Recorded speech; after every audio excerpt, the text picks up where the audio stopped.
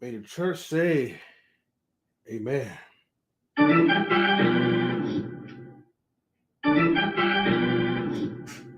Testing all sound effects.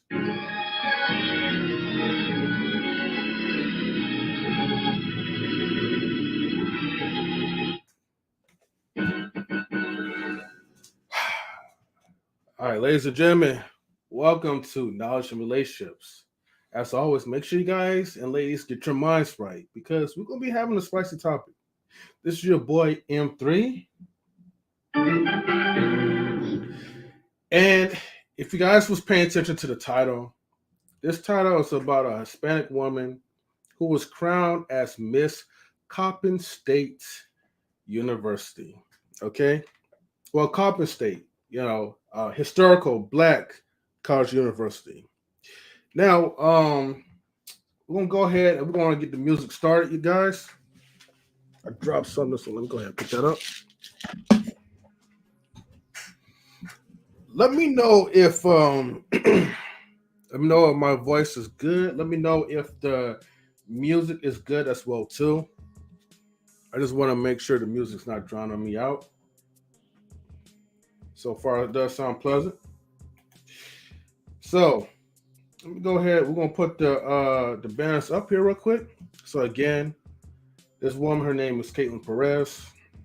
I will be showing a picture of her in just a second. I mean, you probably already seen the picture if you saw the thumbnail. But let me go ahead. Let's get the things out of the way. First and foremost, as always, welcome to Knowledge and Relationships. Okay. Thank you for everyone for tuning in. Also, please share this live on your YouTube and community tabs or social media. Also, please, the most important thing is to get the likes up and subscribe if you're new to our channel. Okay.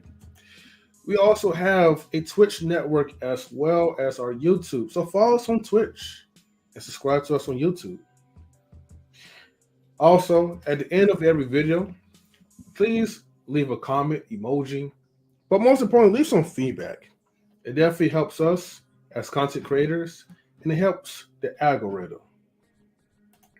And also, please be advised that things that we discuss about, okay, it's not political, financial, medical, nor legal advice. This is for information and entertainment purposes. Remember, by the end of the evening, we're always an entertainment channel.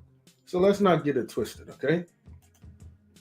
And again, make sure, as a reminder, get the likes up, subscribe, and share the videos. It definitely helps. And also, please be advised too, when we bring guests onto the platform and they have a difference of opinion, just to let you know that it's not necessarily the viewpoints of knowledge and relationships. Okay? And also, I want to put one last thing too. Please be respectful, okay, to the host, the panel, the chat. Let's try to stay on topic if you guys ever do come up. And if you're off topic, or disrespectful, we will either put you out on timeout for 300 seconds, which I think that would be roughly 5 minutes. Okay. No, number 4, no second warnings. Okay. This is your warning. And number 5, enjoy the show. Okay. So now since we got that stuff out here, all right. Shout outs to the Nightbot and the Wisebot as well too. Okay. And shout outs to B-Eazy Dat Dude. Oh, where's my sound effects at? Oh, there it is. I see it's a little loud. Let me turn it down. Shout outs to B-Eazy. Thank you for tuning in.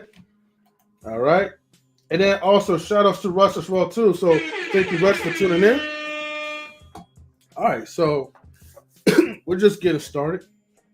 Now, I got my notes. Ready. And I'm going to be putting my notes real soon so you guys can kind of get a feel. But let's start off with this first, okay? So I'm going to do a screen share because I want you guys to know who this person that I'm talking about and who she looks like, okay? So again, this woman, her name is Keylin Perez, okay? Keylin Perez is going to a school, HBCU,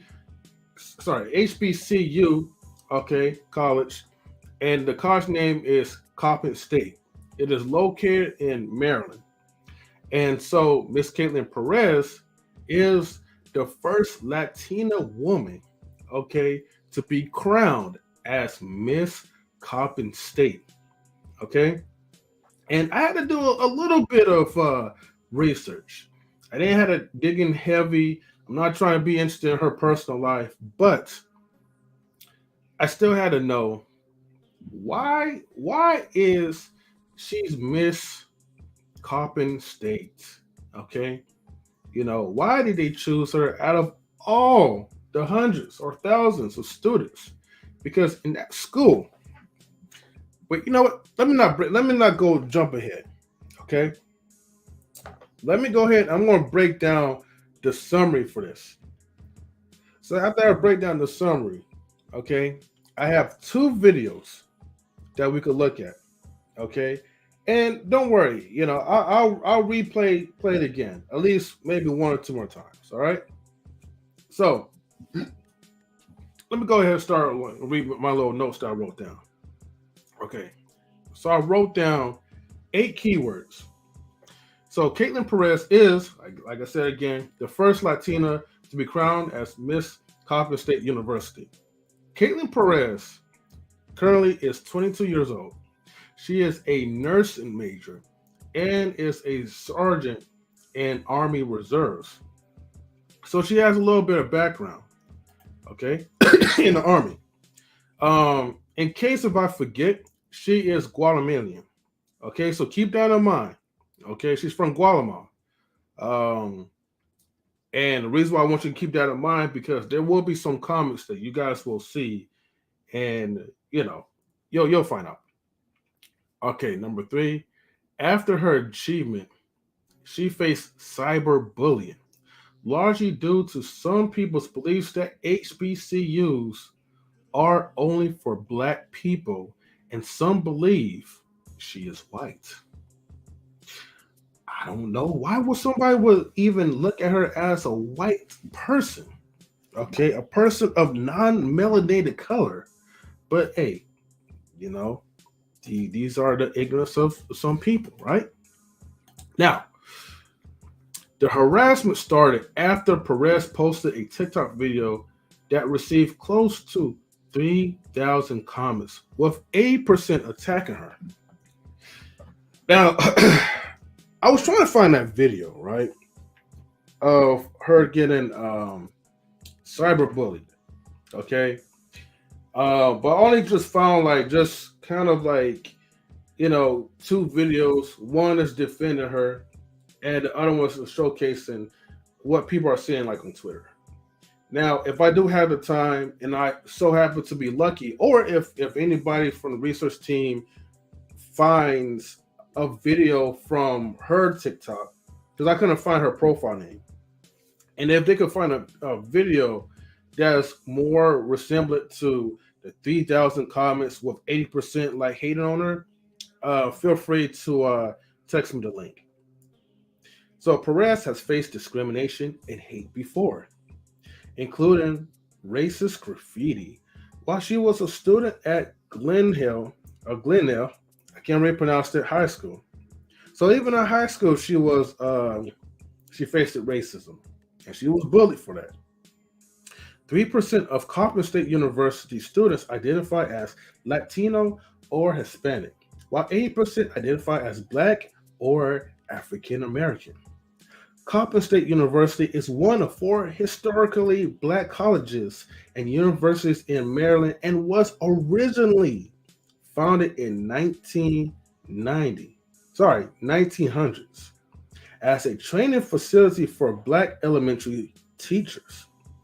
Perez was named as the university's Miss Sophomore in 2020/2021, Miss Junior the following year, and Miss Coppin State University last spring. Despite the cyberbullying, Perez has not considered stepping down and remains focused on her achievements for the university.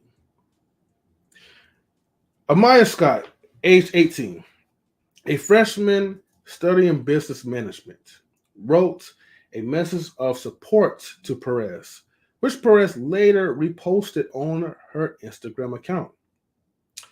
I did follow her on Instagram, so I have to look at that post because like I said, I didn't really bother the time to go deep into it.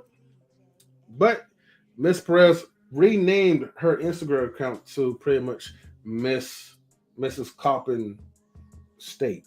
So from her IG, she's definitely, I would say, a very proud member, okay, of a person who is really proud to be in the school that she's in. So a lot of great pride into that. So this is what the person says. I support Caitlin not only because she is my queen, but because she is my friend. She is a genuine person who goes through a lot on the daily and still pushes past, as Scott said. She never lets anyone see her down. She uplifts and loves. She is a true definition of a queen and will always have my support. She then continues to say, and I quote, people need to understand that it doesn't matter what race or color you are. Okay? Let's see. People need to understand what race or color you are because over here at Compton, we don't see color. And my question is, okay, before like we really kind of dig deep into this, right? And I'll ask this again later. Was crowning Keylin Perez, a Latina woman, as Miss Coppin State by Coppin State University, considered inappropriate? And do black women have a valid reason to be upset? And also, why out of the colleges to choose from, okay, why Keylin Perez chose to join a HBCU? All right. So we're gonna definitely dive into this. So I just want to let you guys know. So this is like my little summary about this. All right. Now let's see. I'm about to do a screen share, so give me about a moment.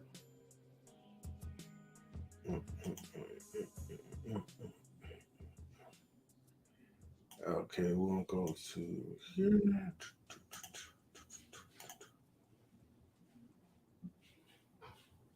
All right.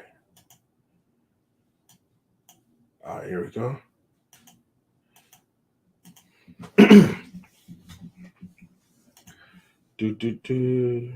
Oh, I forgot. Let me go to the screen share. Oops. I think it is the first one. Okay. All right. So for the ones who are here, let me know that you guys are tuning in. Before I play the video, let me go ahead and I'm going to do something real quick. So bear with me for one moment.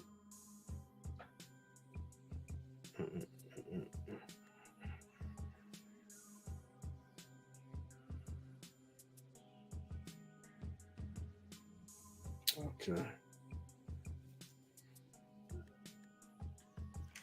All right. All right. So we got 3 people watching on YouTube side, and we got 1 person watching on Twitch. I didn't want to have to play the video and nobody's watching. So, all right. So we got the numbers up. So let me go ahead and we're gonna play this. And if anybody comes in late and is asking me what's going on, be patient. It's going to eventually I'm going to have to rewind back again, so that way all the late birds can also catch into this. But I gotta do the fair use thing too. So this is a perfect time for me to do this right now as I'm waiting. All right. So even though we are not playing a video directly from YouTube. But however, we still got to make our claim because for fair use, copyright disclaimer section 107 of Copyright Act 1976, allowance is made for fair use for purposes such as criticism, comment, news reporting, teaching, scholarship, and research. Fair use is use permitted by copyright statute that might otherwise be infringing nonprofit, educational, or personal use tips in the balance of fair use.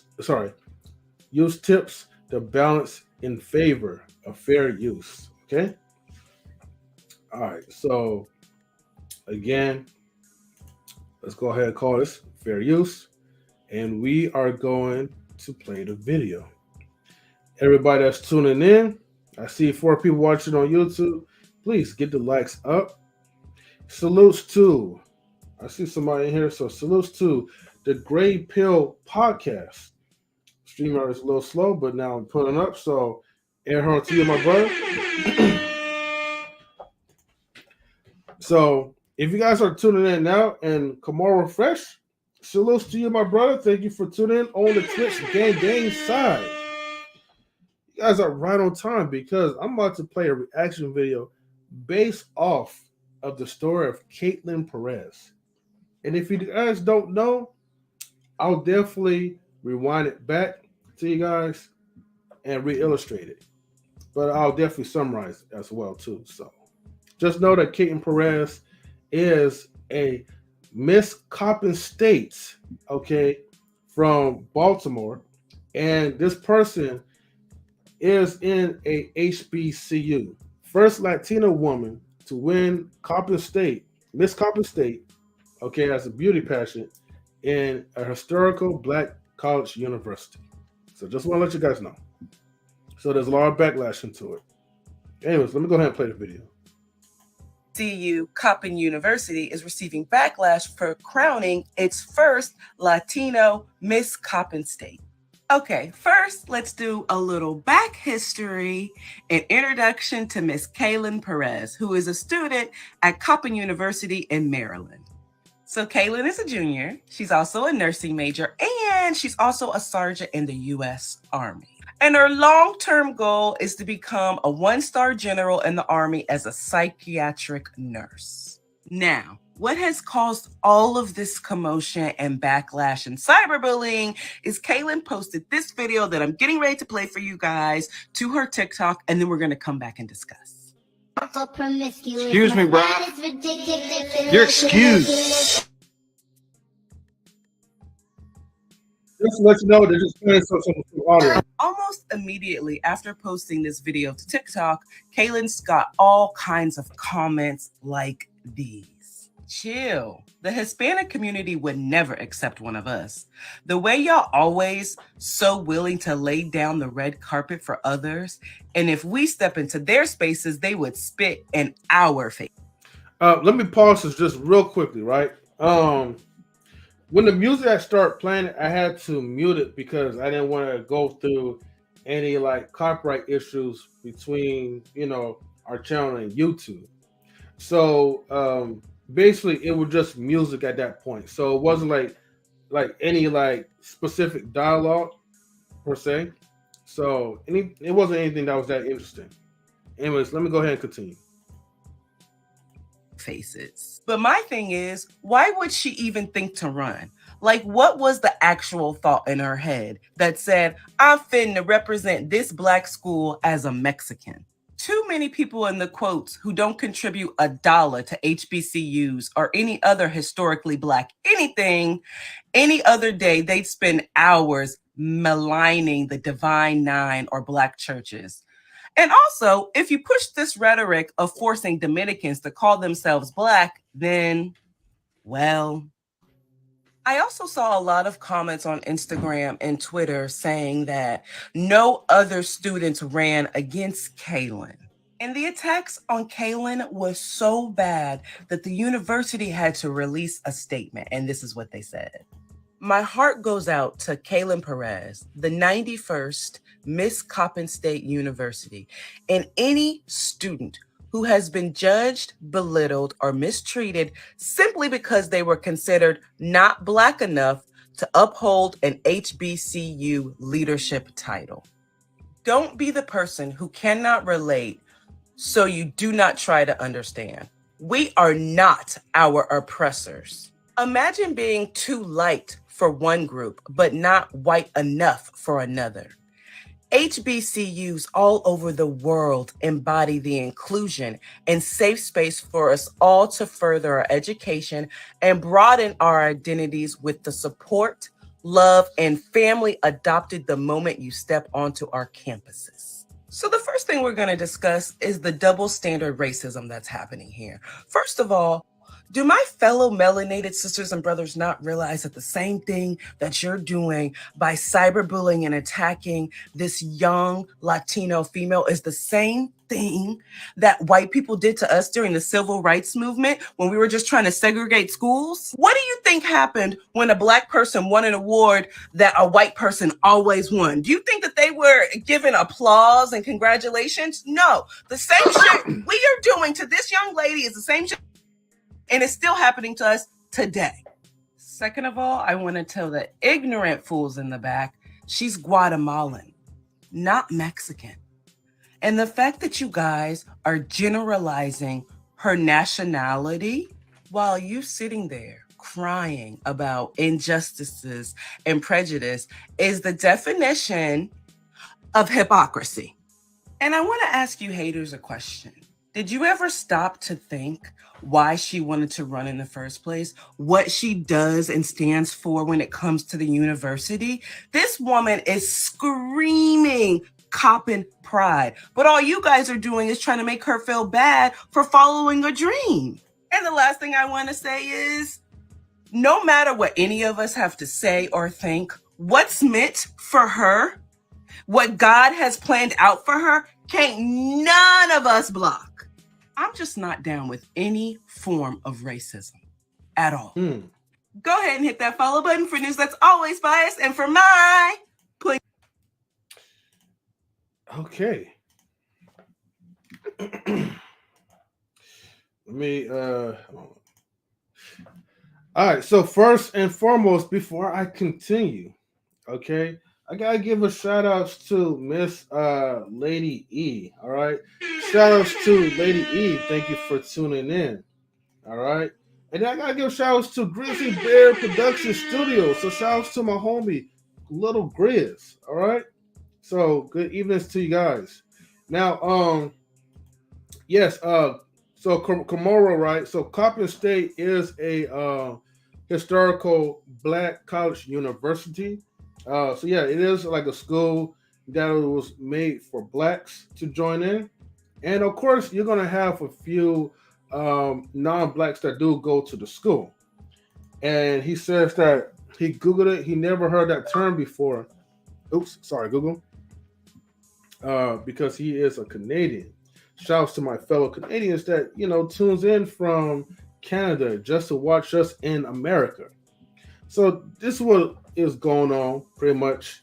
To summarize it just a little bit, Keylin Perez is a Guatemalan, okay? First Hispanic woman, number 91, to be crowned as Miss Coppin State University.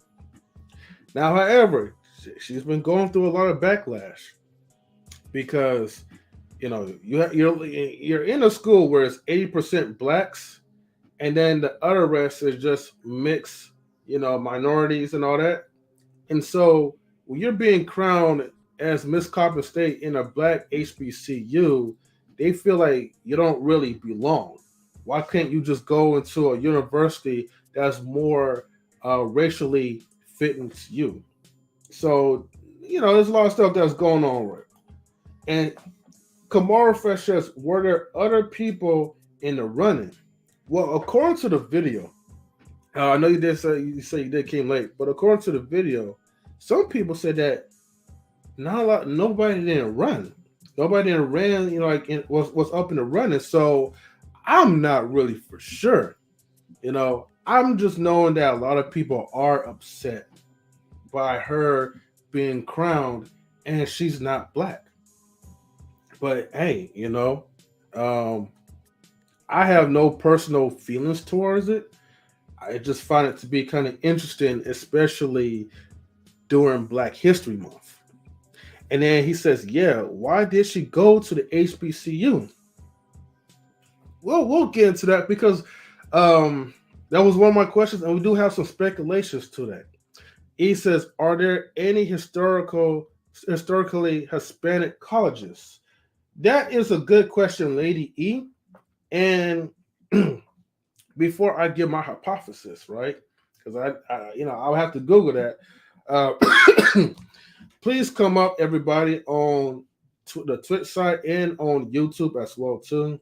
The link has now been posted. Feel free to swing on by to pay me a visit, and we could have a discussion about this because I'm learning just like as you guys are learning. And Kamara says, "Did she see the lanes? Did she see a lane and take it?" Um, as far as taking like opportunity, well, here's the thing. They said like according to like this article I read, um, her parents really sacrificed her to sacrifice for their daughter to get into, I guess, a well prominent type of college. Why she chose an HBCU? That is a little bit questionable. However, I did look up a few pictures on IG, and what I kind of like gave my first synopsis is that a lot of times in America, Hispanic women are heavily praised by the Black community. Um, she do have a Black boyfriend, and sometimes like people don't really maybe they don't really see the color like that. Just because you grew up from a different culture, maybe that culture you grew up from, you're not maybe really informed into it. And you see like a Black culture, but a culture of educated people who are striving to be successful. So you want to kind of adopt into that type of community where you feel like you fit in. Although you're getting backlash by some of those same people. So you have people that will embrace you, take you under your wing, you know what I mean? Invite you to the cookout. But then you're gonna have some people that's gonna be a sourpuss because they feel like you as a Latino woman, why would the Black colleges vote you in as Miss Coppin State University? Now, statistics shows that 3% of Hispanics actually do consider themselves to be Black, but the rest of them, the 97%, they know it's like hell no. Like we know that we are not Black at all. Period. You know. Shout outs to B-Eazy Dat Dude, and shout outs to E-Man Williams. Thank you for tuning in. What's good with you? B-Eazy, how you doing? Nothing much, man. Just digging deep into this Keylin Perez topic. For the month of Black History. Okay. Yeah, I'm gonna just, rock with you for a little bit. Then I'm gonna have to drop down. And then I'll probably hop back on when I get to the house. Okay, yeah, no problem. So, B-Eazy, since you're up here, I'm glad that you're here to converse with me. What are your thoughts? I'm for sure you probably, read the article, or maybe probably, looked up Keylin Perez. But how do To you? be real, I didn't do. Okay, no problem. But I follow that stream was enough to me. You know what I mean? Hmm. Break it down. I don't really need to go any further than that. I understand the nuances of it, but the comment that's highlighted right now, colorism is very prevalent in the Hispanic community. Maybe she wanted to attend a college she felt comfortable in. That could be true, but then Hmm. there's all these wild speculations. So since none of us know, I don't even really want to speculate on that specific aspect, but in terms of inclusion, I know she also asks, are there any historically Hispanic colleges? Not to my knowledge, but I know a lot of people love to say, how hard they work and they build, and I'm not refuting that. But what has stopped them from doing a historically Spanish college? You know what I mean? And the only reason why HBCUs were brought about was because they said, hey, you niggers can't come to our Oh, as soon as you said that N word, they cut you off, brother. Oh, the go ahead, B-Eazy. If you can it's hear all me, over you got your struggle shit. 50%, 53 to 65%, depending on the reports. The last one I just looked up before I came on here, it said 65% of them are identifying as white. So when you come and think that, hey man, their skin is dark, man, they identify with us. Nah, bro, if you've been to jail, who do you think they side with? Oh, they're dark and you think they gonna side with the blacks? No, bro. And when they have an option on the paper, it asks them, what do you identify as? Hispanic, white, Hispanic, Caucasian. That's what they identify as. So I understand certain people when they say, okay, we need to be more inclusive.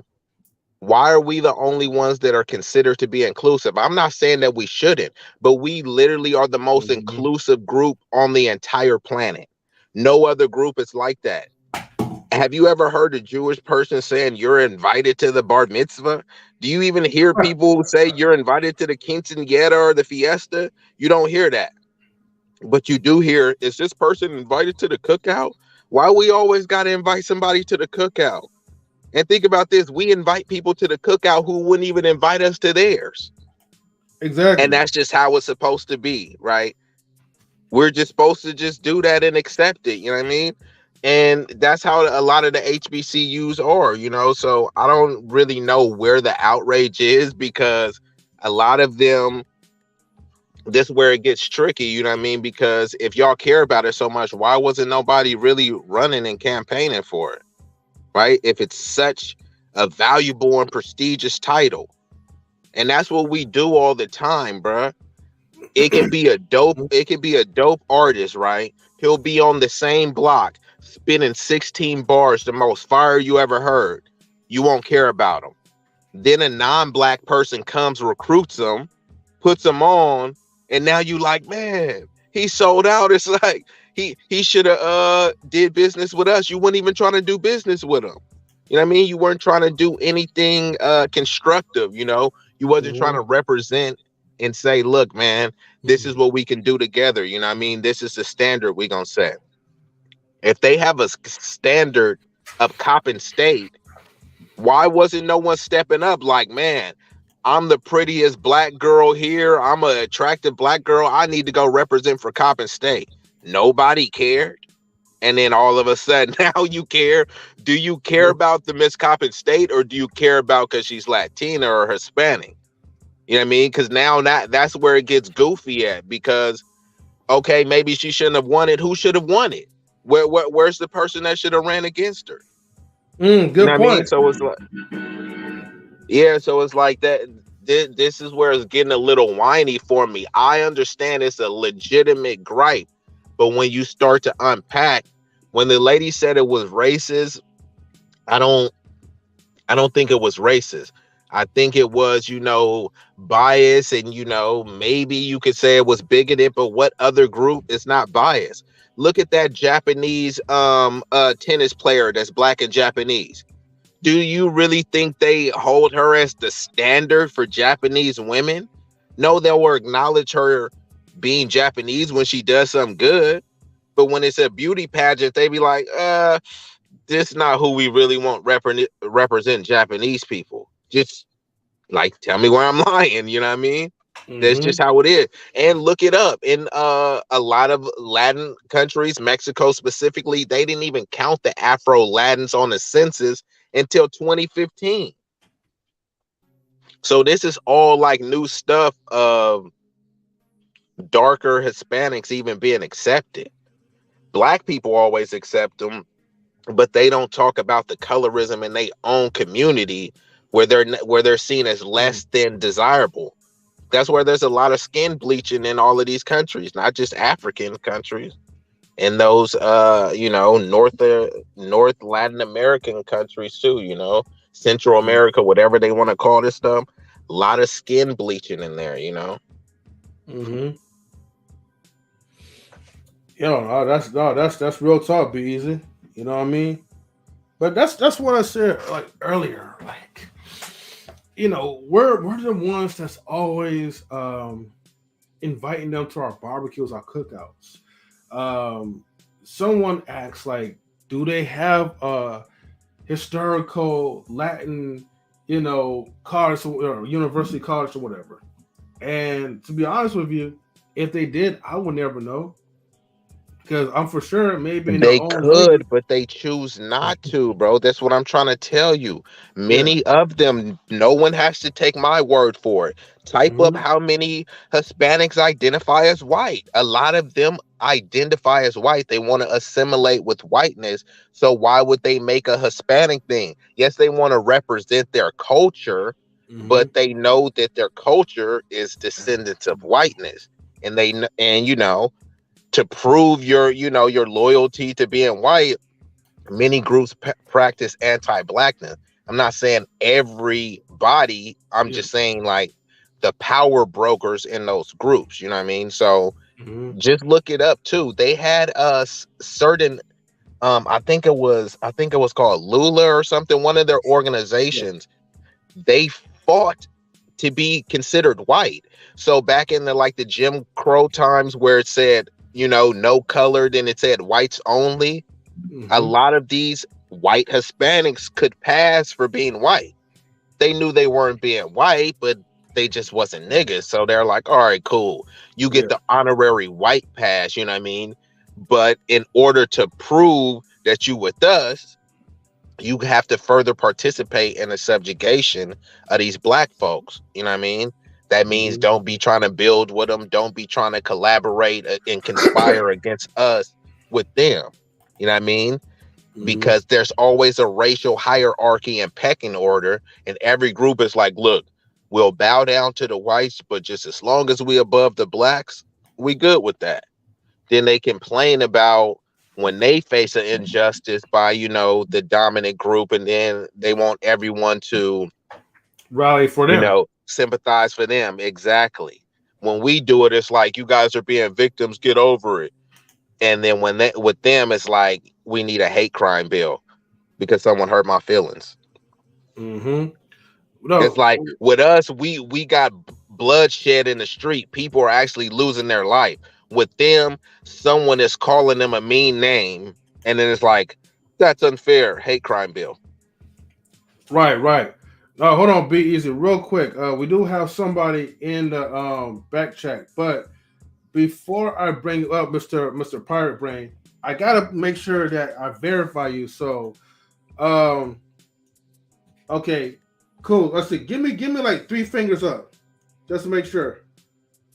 Okay, cool. All right, I'm gonna bring you up, and Mr. Best, salute to you, my brother. All right, go ahead and bring him up, Mr. Pirate Brain. Salute. Hey, how you doing? Pretty good, brother. How you doing? I'm doing great. I ran into this conversation. I had to say something, man. My mother, she passed away about 3 years ago. I'm 61. I remember when I was in elementary school, she went to Coppin State College, and she graduated from Coppin State. She pledged Delta, right? And at that time, there was no white people, no Hispanic people, nobody at that college, just us. And it disturbs me because we build everything in this country. Like I wrote in the chat, we did blues, we did jazz, we did rock and roll, we did R&B. All of that we lost basically. Mm-hmm. Then we did hip hop. Now you got these white boys coming into there, taking that from it. And I'm not going to say stealing it. We're giving it to them. Yeah. You know, when you have all of these black artists that voted MPC, tried to say that Eminem was the greatest rapper. You know, they were called out on it. But, you know, how are you going to do that? How's he going to be the greatest? I'm not saying he's terrible, but come on. You know, and now we giving we built the HEBs. Our blood, sweat, and tears went into building these HBCUs. And now damn near half of the people at all the at all of those universities are white. They got white teachers in those universities. They are calling the police on our sisters. They go to the university. I don't know if you saw that. This one sister, calling the police. Did you know that Jeff Bezos' wife is like basically like runs the majority of those HBCUs? Oh, I did not know that. Yeah, and this is the trick bag. They don't get they don't get enough funding from the government, and the funding they do get, like Dion and other people exposed, a lot of them mismanage it, but they definitely don't get as much funds. So then you get the white savior, Jeff Bezos' wife, who has unlimited resources, the Bill Gates type of people. Sure, 100 million to them, they could drop 100 million and like literally forget about it. But the HBCU will never forget about it, and they say, look, we're gonna put our dean in there. They don't care about being the because this is what black folk gotta realize. When people say we the majority, they don't care about that. They've already done all the scientists and stats and everything. They know about the declining birth rates and everything. All they care about is being in charge. So if you look at even South Africa, the white population is 10%. But they own 90% of the resources. 90% black folks in 10. What's the difference out here? You know what I mean? And it's flipped over here in the majority. So they don't care if they bring all of these Hispanics over here, Russians, Afghanistans, and all. A lot of those people is fleeing degradation in their companies. Who is going to be in charge? Look at Congress. 80% white, predominantly men. You know what I mean? Actually, I think it's closer to 90% white. Look at who was in the military, who was the predominant ethnic group. You know what I mean? So it's like, and then when you start going to the Air Force and all this stuff, they don't care about being overtaken as the majority. But in those power situations, when it comes to using the nuclear, who do you think those generals, what do you think? You think gonna have a bunch of black people around? They may have one token person, but all they care about is calling the shots, bro. That's all they care about, bro. That's true. Yeah, and I don't know if you noticed. If you can look this up on Google, the naval base in San Diego is a swastika. I don't know if you know that. I didn't know that. Go Google it. It's the naval base. The whole naval base is shaped like a swastika. I mean, I wouldn't be surprised. They say they have a swastika city in New York. And one thing, the whole thing with the swastika is really deep because it's one of those things that they like took and corrupted. Because if you look at it, it has been used in India and Africa, you know, for positivity and all sorts of, you know, like virtuous stuff. But when they got a hold of it, they implemented a lot of, you know, diabolical, evil stuff and attached it to it. So it's kind of one of those things that have been remixed. You know what I mean? It's like if you made a fire song, a fire Michael Jackson or Barry White song, and somebody take the song and just add some just vile stuff into it, you know, and now that's what the song is. It's like, the song was never about that. You know what I mean? You turned it into that. And now we just have to accept that this is what it's been turned into. You know what I mean? And I'm not saying like people should start wearing gear with swastikas and all that shit, but a lot of people don't know that it was a symbol of peace, tranquility, all this stuff. they took it and was like, nah, we wanted to be everything the opposite of that. You know what I mean? Let me cook real quick, family. Let me salute to B-Eazy, salute to Mr. Pirate Brain, also salute to Rush. M3 was good. So I think you know, I was gonna troll in this conversation early. I was thinking about like, nah, let me not troll today. You know, but what I'm gonna say is this, right? At the end of the day, you know, what B-Eazy is saying is definitely completely true. You know what I'm saying? Good evening, Stan. Good to see you, bro. You know what I mean? So with that being said, like, we know that when it comes to things that, you know, any other culture has, we're not invited. You know what I mean? I don't really see none of us at the Country Music Awards. I don't really see none of us at the Latin Music Awards. I don't really see us like that. You know what I mean? Are they gonna let Kendrick Lamar perform at the Latin Music Awards? I don't think so. They're gonna let J. Cole perform there? I don't think so. You know what I mean? They're gonna let Lauryn Hill perform there? I don't think so. Not even Beyonce. I don't think so. Okay, y'all beloved Beyonce, who y'all love to like and oh my gosh, she hugged Lizzo and all other stuff. All these people that y'all love their door, they're not letting them in. Okay, they bang there. They won't even let us in the Grammys. When we won our first Grammy for hip hop, they wouldn't let us in the building. They wouldn't even recognize us on TV. But now y'all sit up there on the stage and y'all so happy to be in the master's house. You're so happy. You know what I mean? Maybe I'm feeling this way because I just talked about Malcolm X, but whatever.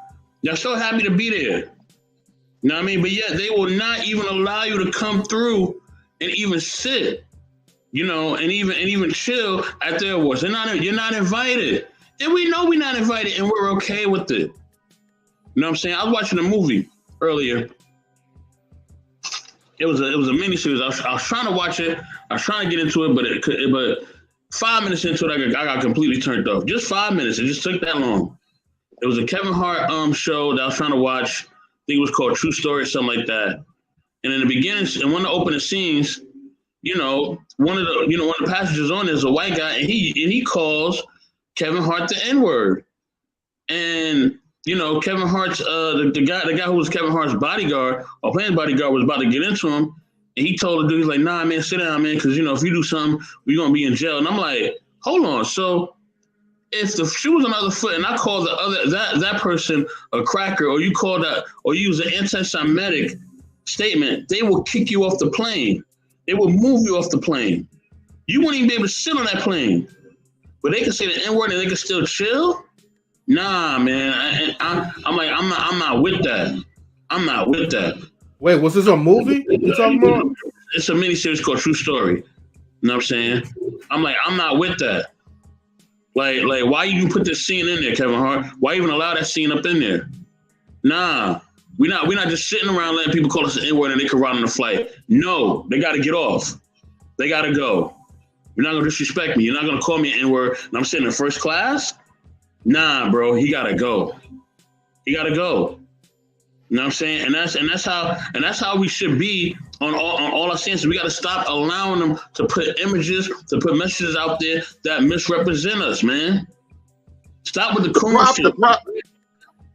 Excuse me, I want to rebuttal what you're saying. The problem is, I'm almost done, brother. I'm almost done. Oh, I'm sorry. Beg my pardon.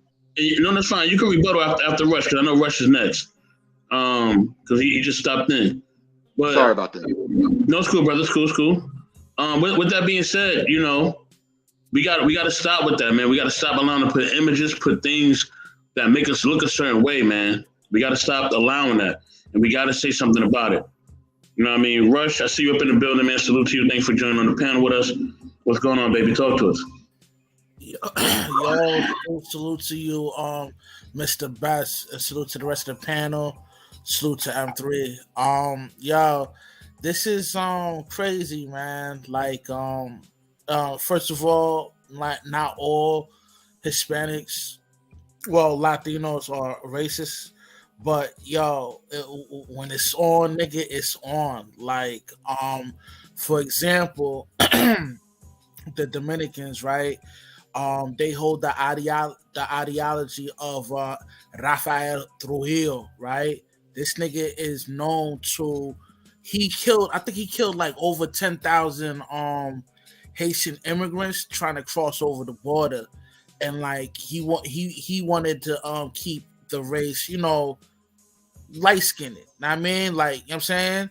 And there is a lot of colorism popping off. AKA more white. Right. You know what I'm saying?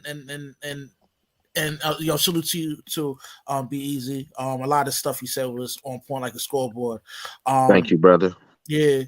And there is a colorism thing popping off, and the lighter your complexion is, the better you get treated. I mean, and man, if you were to go to their country and try to go into their schools, man, you'll have hell doing that as an American citizen. I mean, because I feel like our peoples they lack certain cultural aspects, like the Latin community. I don't think they understand how much they dislike us. You know what I mean? And you should be aware of that. You know what I mean? Because they move militant, man. You know what I mean? Like they know we're the enemy, and it's all about self-preservation. You know what I mean? Now, so what Shorty's going through in that college or whatever, like, it's child's play in compared to how her people treat our people. You know what I mean? And I just want to leave it at that. Man, that's facts, bro. And you said it right. It's child's play in comparison. And mind you, she's not from here, bro. She's an immigrant, and I'm not against immigrants or anything, but like Rush literally just said, bro, you wouldn't even think they wouldn't even let you run, right? They don't care if nobody was running. You would not be able to run at their institution. I'm not saying what is right or wrong. I'm saying what's reality. You know what I mean? And if we are looking to have some form of solidarity and have our infrastructure, this is what being on code is about. You know what I mean? Not everything is gonna be nice and make everyone feel good and flowery and shit like that, So let me just say this real quick: if the roles was in reverse, if her boyfriend was going to a predominantly Latin college, I guarantee you the community will make sure he dropped out that college, man, straight up, and it's a fact.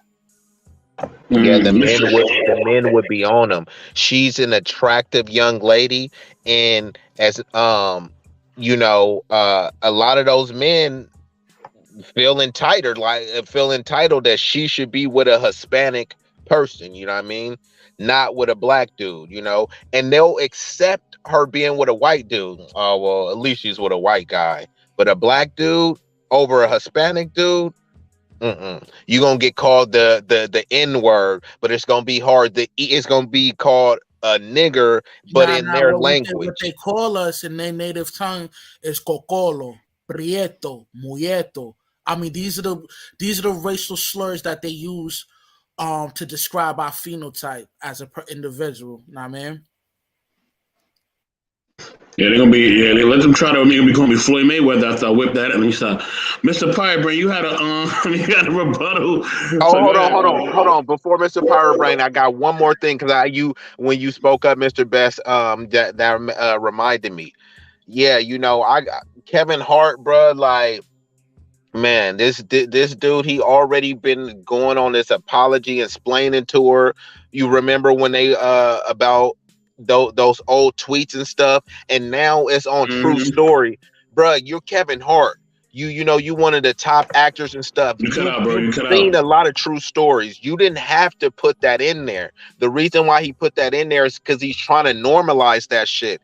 And I always tell people, look at that shit through a Jewish lens. Would they accept it? No. Okay. And you don't feel that they're above you or anything, so you shouldn't be accepting that shit. They wouldn't have, even if it was a true story, they wouldn't have put that out there. You know what I mean? He already knows there was a air quote true story. So the fact that he's putting that out there is just trying to normalize it and desensitize people to it. Turn the other cheek. They won't turn the other cheek, but we need to do, it's not like that. When they go low, we go high. Like, come on. Nobody else is operating on that shit. At all. The Kevin Hart was out me when he got on that. Just like Jay-Z was out me when he started going on that apology to apologize to his chick. I can't stand when a man do that. Look, man. Look, if you did what you did and you slid in some slids, you slid in some slids. Go talk about that shit privately. Don't be going on apology to apologize to some chick. That's some bitch shit. I'm sorry, but it is to me. Mr. Pryor Brain, go ahead, man. I know you had a rebuttal. Go ahead. Yeah, I was going to say that the problem that we have is all of our black artists, they kiss all of this ass to get into Hollywood, right? And even when they make a lot of money, the way it's set up in that other community they got on Kyrie Irving, let's keep it like that because I don't know how your platform is. No, you can go in. You can go in. We here. Go in. We here. Okay, yeah. The way the Jewish community does is like they'll go and take your money. You see how they did with Kanye West. I mean, I'm not a big Kanye West fan. I'm keep it 100. But the way they went in and took all of his money, how do you enter into a private citizen's bank account and take his money? And it wasn't like the government did it. A private company went in to all of his accounts and put a hold on $75 million in each account.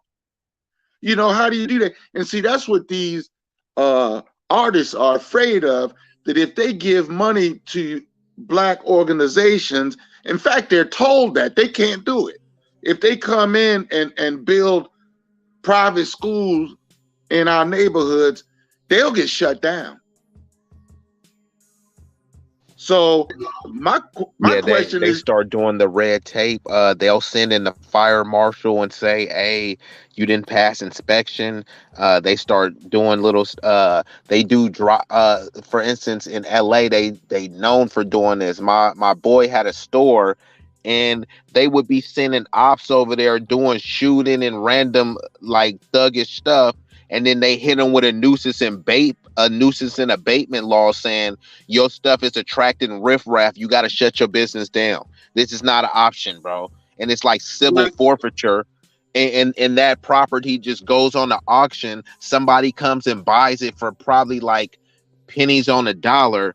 And then now you're out of a business. You know what I mean? And they have it on the books, a legal way to do that. Saying, oh, look, man, it's a bunch of crime. Oh, somebody just, got deleted in front of your store. Sorry, bro. You got to move. like with the turkey hut. I'm in Austin, Texas.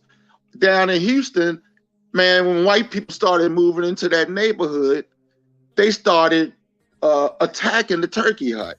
And now the turkey hut has these lawyers on retainer to protect themselves. So if they don't get you shut down with the law, they'll get you shut down with causing you to bleed all your profits out in lawyers' fees. You see? And you know, I'm gonna tell you something. I was on one platform and I said, you know, I think I'm gonna pick a country and move in Africa, right? And they would say, well, no, why don't you stay here and fight and this and that? Look, I'm 61 years old, man. I've been fighting all my life. Back in the 80s, when we was fighting, marching to free South Africa, right? And then they got freed, and what happened? You know, they got a black president and everything, but they still under apartheid, basically. You see? And it's just, I think if we ever do get reparations, we got to take our money and pick a country in Africa and run there. Not run, but go there. Because it ain't worth it to stay here, because they'll take it back. Look at what they did to that beach in California. They gave them people the beach. They made a big hoopla about it. And then they set the deal up so that they was going to lose the beach anyway. Correct, but they got the publicity stunt on it so they can use the headlines and say, "Look, we paid this specific family reparations," and that's what people got to be careful with. They throw anything as reparations. Hey, man, you need a college degree? Yep, that's reparations. No, it's not, bruh. When they gave the Holocaust victims, they wasn't offering them college. They wasn't offering them no low interest loans, nothing they had to pay back. The Japanese people, they didn't offer them college. Nah, bro, don't try to give me no free 4-year institution. No, give me this check like you gave everybody else, bro. Yeah, what good is a college education if they're not going to hire you? Exactly, bro. There's reports where they said, and this is not just me spouting it out, bro. You know what I mean? Where they said, a black person with a college degree is less likely to get hired than a white college dropout. You mean a white high school dropout? Say that. And if you have a black name too, because this is where they say, because people will say, well, there's not systemic racism. They can't discriminate. Okay, how many white Jeromes do you know? How many white Jamals or Hakeems do you know? How many white Deshaun, Dejan, Daquans? How many white ones do you know? So once you already file Daquan, we already know he's not white. You know what I mean? So people are like, and when you go with the white sounding name or a neutral name, Dylan, Benjamin, you know what I mean? Timothy, who do you think they're going to call first, Jamal or Timothy? You know what I mean? So now it's the best because they can say like, hey, we didn't discriminate against the blacks. They just never called the blacks. And it was just a fair process. You know what I mean? Man, Yeah. true indeed. Hold on, Mr. Pride Brain. Hold on, sir. I'm sorry. And Mr. Pride Brain, you know, my bad for stopping you earlier. You know what I mean? No. Don't worry about it. You are OG. I definitely respect my elders, man. You know what I'm saying? Salute to you, bro. Salute for everything that you fought for our people, man. I want to say salute to you for that, definitely. Want to welcome the homie, Stansformation. Stan Joseph, what's going on, brother? What's good? Hey, good evening, everybody. How you guys doing? Stan Hosa, what's up? Not much, man. Not much. Hey, this topic is dear to me because, you know, being Haitian, you know, it's half Latin, half Black, and half Indigenous. So I'm part Indigenous. The love and hate with Dominicans is real. You have a group of people who think they're white, no matter what you say. There's nothing you can do. And even if they go to Spain, they're going to tell them that they're white. So that's on them when they get a rude awakening when they go to Spain. Them Spaniards, let me tell you, can I just say something real quick, Stan? Them Spaniards do not accept y'all. All right, I'm letting you know that right now. At all. Spaniards don't accept y'all at all. They look down on y'all like y'all nothing. All right, so y'all can keep Who said saying they was Haitian? Who said they were Haitian? I mean, Stansformation in the corner. Go ahead, Stan. Okay. Did you know that Canada is preparing to invade Haiti? Yeah, I mean, that's another topic we could talk about because there's a reason. It's not just only Haiti, but you also look at Venezuela, Chile, Congo. No, I'm looking at South America. Just like straight up South America. Okay. On this side, in Jamaica, right? There's a reason why it's always going to be impoverished, right? It's going to happen. There's corruption in the government. People are not looking. They're looking at one thing, but they're not looking on the other hand what's happening. And it's going to relate to Congo. It's to China. China is buying up everything. And people are not aware of, and not Chinese people. There's a big difference. They even had a spy balloon, like 2 or 3 of them out here. You know, they own a lot of farmland, more farmland than most Americans, bro. Chinese. No, you gotta make a difference. America's There's gonna become a communist not Chinese country, people. We gotta make sure we all these lands out here. They have their own police department out here too, it's bro. Chinese government. We have to be careful because Chinese government do not care for Chinese people. Chinese government on something else. So we got to be it's the Chinese government.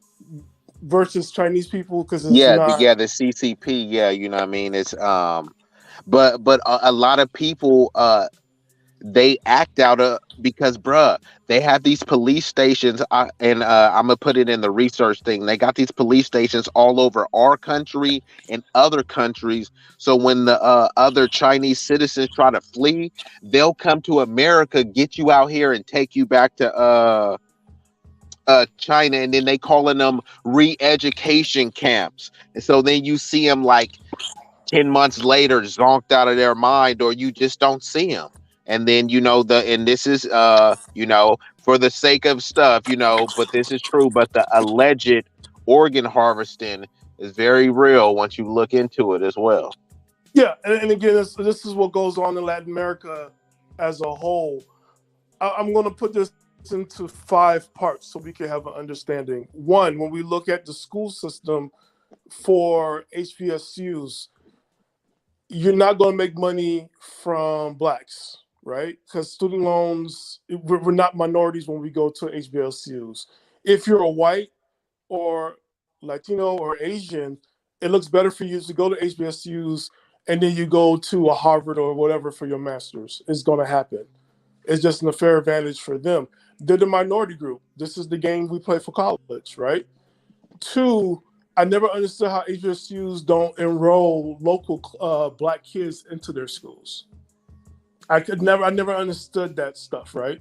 You need more than celebrity dollars for HBCUs. We need to stop relying on celebrities. It don't work. Bro, Stan, bro, I gotta stop you right there. I don't want to cut you off, but when you said the celebrity dollars, I just remembered, bro, a lot of what those HBCUs be doing, they'll pay like I know the ones in Atlanta, they'll pay Ludacris, they'll pay Future, and them boys ain't they charging an arm and a leg, so they'll take out of their actual curriculum program to entertain, and that sums up what many of us, not all, as black folks like to do. Be entertained over being enlightened. So they'll have these fat parties. Stan, you know how they get down on them HBCU campuses, bro. It's like 70+%. I think it's like 75% chicks, bro. 25% dudes there, bro. You know what I mean? So all of these chicks is vying for a small percentage of dudes, and basically what I'm saying is they waste a lot of money on these celebrity parties, a bunch of black people stomping and stepping for a Greek, aka white fraternities. Nobody could think about coming up with something other than fraternities. People be willing to die for fraternities, but you're praising some white Greek stuff. So those HBCU parties be off the chain, bro, and they use all of their money to attract these celebrities, do all these parties, bro, and don't invest in, like the infrastructure, recruiting those kids, bro. So I just had to say that, Stan. And here's the thing too. Let me say this real quick, Stan. Let me say this real quick. That's a big, like, Beezy, you touched on something real big, bro. The fact that we just want to be entertained, and it's in social media too. And we'll share a lot of our videos. We'll share a lot of our stuff. I share a lot of our videos and stuff of just people that I know. And none of you Negroes will show up or watch or support, but y'all will show up and watch support the Grammys all night long. Somebody you ain't gonna never meet, somebody who ain't gonna never take you out of your community, somebody who ain't gonna never raise your badass kids. You gonna watch them for 3, 4, 5 hours, but you won't watch somebody who actually in real life that you can actually support and help. Y'all niggas is full of shit. I'm just gonna tell y'all that. All right? Know what I mean? And I means that. Go ahead, Stan. Well, and I want to add on to the celebrity stuff because I don't know if you guys remember, it was the College Negro Fund. And they'll always be on TV. They had that marathon. And I'm just like, we never see that. Oh, yeah. It was like I remember that United College Negro Fund. People would call in and like pledge dollars or something like that, right? Yes. Is that what you're talking about? And then you like, okay. People, go ahead. No, I was asking, was that what you were talking about? Yes, that one. Okay. And then you have people like going out for scholarships and full rides. But you will hear the horror stories, them coming back because it wasn't enough. And it's always HBCUs got to fix themselves. Like, it's a lot of stuff they got to fix, infrastructure-wise, and that's it. The history of HBCUs that's great. They do great justice for schools for Black people, but I could never really go to one. I didn't feel I could go to one because honestly, I didn't have the money for it. It costs too much. I'm from California; it's out of state cost, and I'm being realistic. So I didn't want to be one of those guys who go to HBCU for a semester and have to come back because there was enough money. So that's always been a nightmare, of going to HBCUs. And also we gotta look at it this way too. When we go into spaces, because I went to San Francisco State University, and thank God for the Black Student Union, because I wouldn't have survived. I will say this about diversity. Sometimes it's not easy, and a lot of times I felt like I was trapped in an unbelievable world. Like, just for the sake of us just fitting in, I had to accept a student to say in front of me and another Black student that Black people need to be slaves, and for the professor to stop me from talking because it was free. It was a free speech, and I need to take it. And I had to stand up. Was it like Get Out, Sam? Was it like Get Out? No. It was worse. It was basically I'm being indoctrinated in a school system, and I'm being told it's wrong for me to be Black. But San Francisco State prided itself with the Black Panthers and us being diverse. But when you sit in them seats and deal with them students, it's not true. And dealing with professors. I had one professor told me, I was in a creative writing program, I will never forget his name. I'm not going to say it because he asked me for forgiveness later. He told me straight up, he said it was a creative writing course I took, and he told me that my characters were stereotypical. He knew more about Black people than I did because he read all the books. And I told him, I'm not a creature of fiction. You can't tell me what my story is. You're white. You can't tell me that. I had another professor who told me I couldn't write because I speak 2 languages or 3 languages. And I wasn't American, I'm Black, and I'm Hispanic. And that's what he just said. And, to him, Haitian, whatever, you're Hispanic. You can't write. But I took everything to the chairperson, and she apologized, but nothing came out of it. So college, the HBCUs got too expensive, and really they started going up in the 90s because back in the 80s, you could afford to go. It was only a few $100s a semester. But when the 90s came, I don't know what political thing happened, but they started going up. Excuse me? Yeah, they started going up so. I think it was saying salute to Big Red. I was just giving a shout out to somebody in the comments. Go ahead, sir. I'm sorry. Oh, yeah, they started going up so high that even with the student loans and stuff, you couldn't afford it because you can't afford to pay back the loan. But I went to a community college at first in Howard County, Howard Community College, which is in Columbia, Maryland. And that school was $300 a semester. Now that same school is thousands of dollars per semester. And that's the whole thing with college in general. This is why, look, because we don't really have a true capitalistic system. We have this crony capitalism corporatist system, and now all colleges, like you said, they used to be hundreds. An Ivy League school in the late 80s, early 90s used to be a few thousand, right? Now those same schools, I'm talking about, I think in the 80s, it was like a few thousand annually. Now those same schools, it's 80,000, bro, 90, 100,000, bro, annually. You know what I mean? Right. Even at USC, bro, to go to USC yearly is $60K. Baylor in Texas, my boy sent his daughter there, 78K to go to Baylor, bro. How much you think Harvard is? Brown, Cornell. And then they got these legacy students, which of course, are all white. I think it's 40% of them. Whereas legacy, where if your dad went to school, then these kids automatically get in just based on the strength that his dad went there, And now these colleges is just a racket, bro. They got these massive endowments too, bro. So a lot of these colleges, bro, like especially the Ivy Leagues, they're sitting on hundreds of billions of dollars, bro. And a lot of kids just, can't even afford to get like a decent meal, bro. But they don't care, man. So it's like it's gonna start looking ugly for a lot of people, bro. So Yeah, and I want to go for like number 3. And number 3 is this is the hardest real. Hey, what's up, Queen? I see you join us. It's the hardest part that we all have to look at. One, Latin culture to me is like the black kids or the black people are the hidden people, along with the indigenous people. When you look at what happened with Black Panther 2, there was a distinct hatred for Black Panther 2 because Latinos said they wanted to be part of Black Panther 2. The Latinos that we already know in Hollywood, but they're the white passing ones, right? They didn't care that an indigenous Latino was part of Black Panther 2.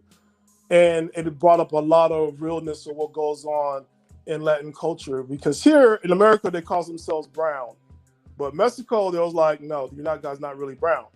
And that was like finally the truth is coming out, because I don't know if you guys remember in the 80s when you thought of Colombia, right? Or the whole thing about Colombia, right? And drug cartels and everything else. You didn't picture black people. Because when you look at Scarface and everybody else, you didn't see that there were black people in Colombia. But now it's like even when he came to Miami, there was no black people around him, even in that. Yes. Right?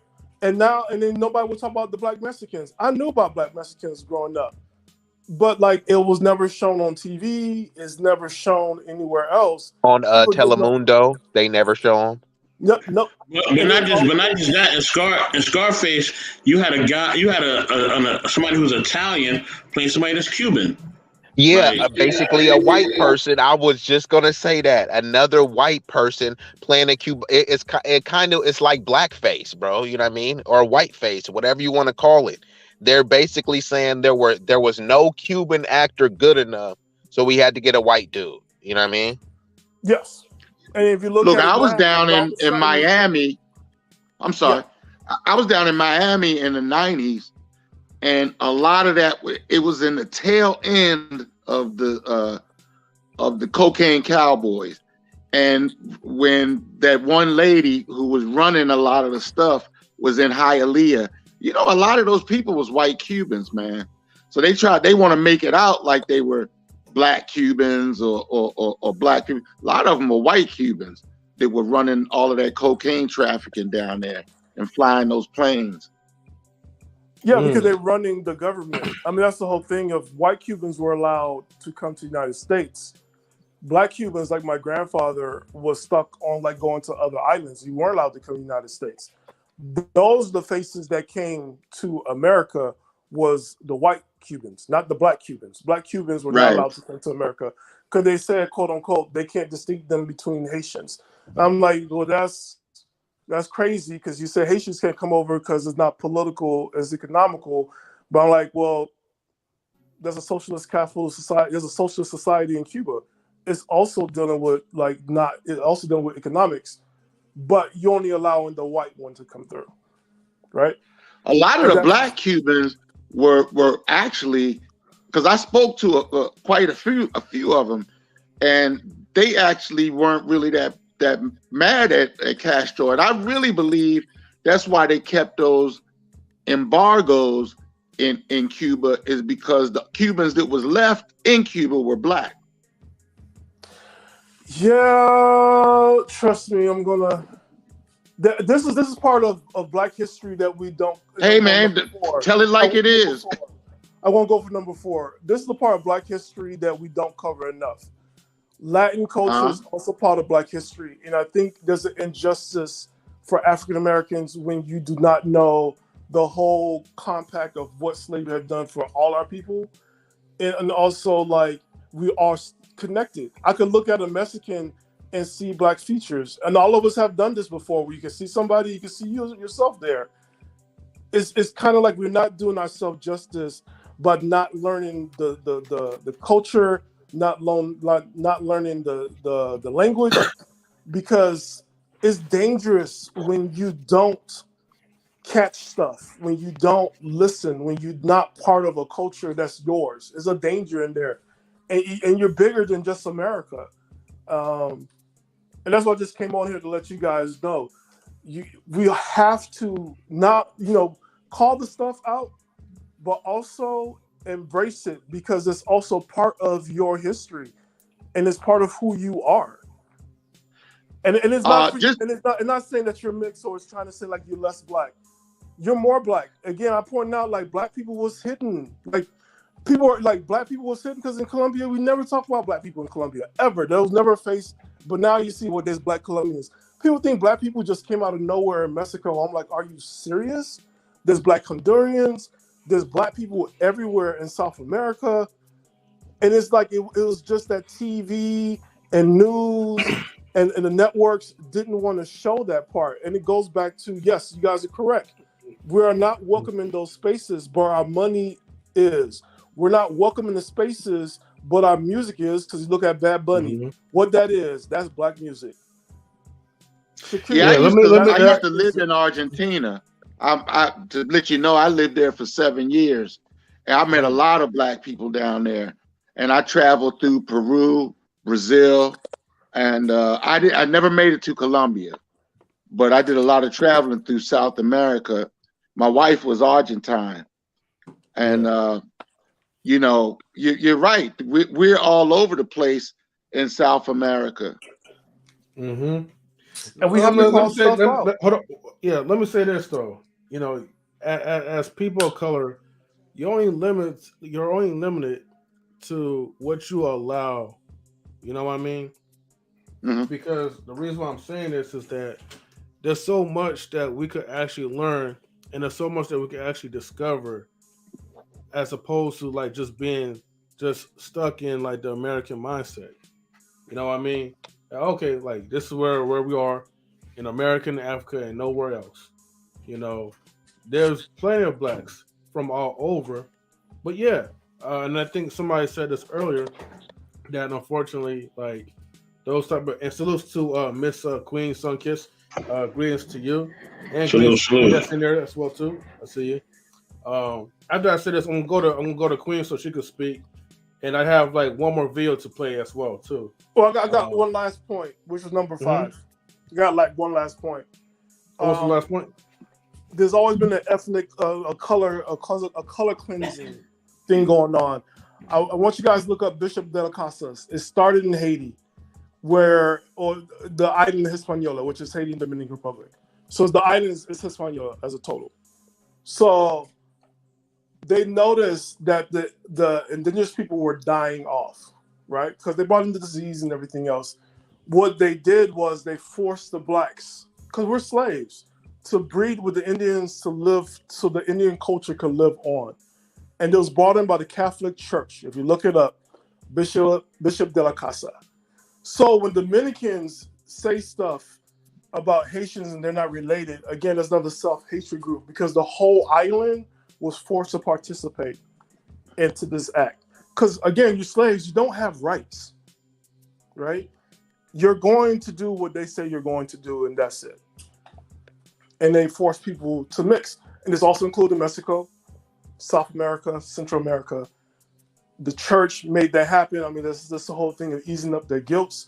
We said it before earlier.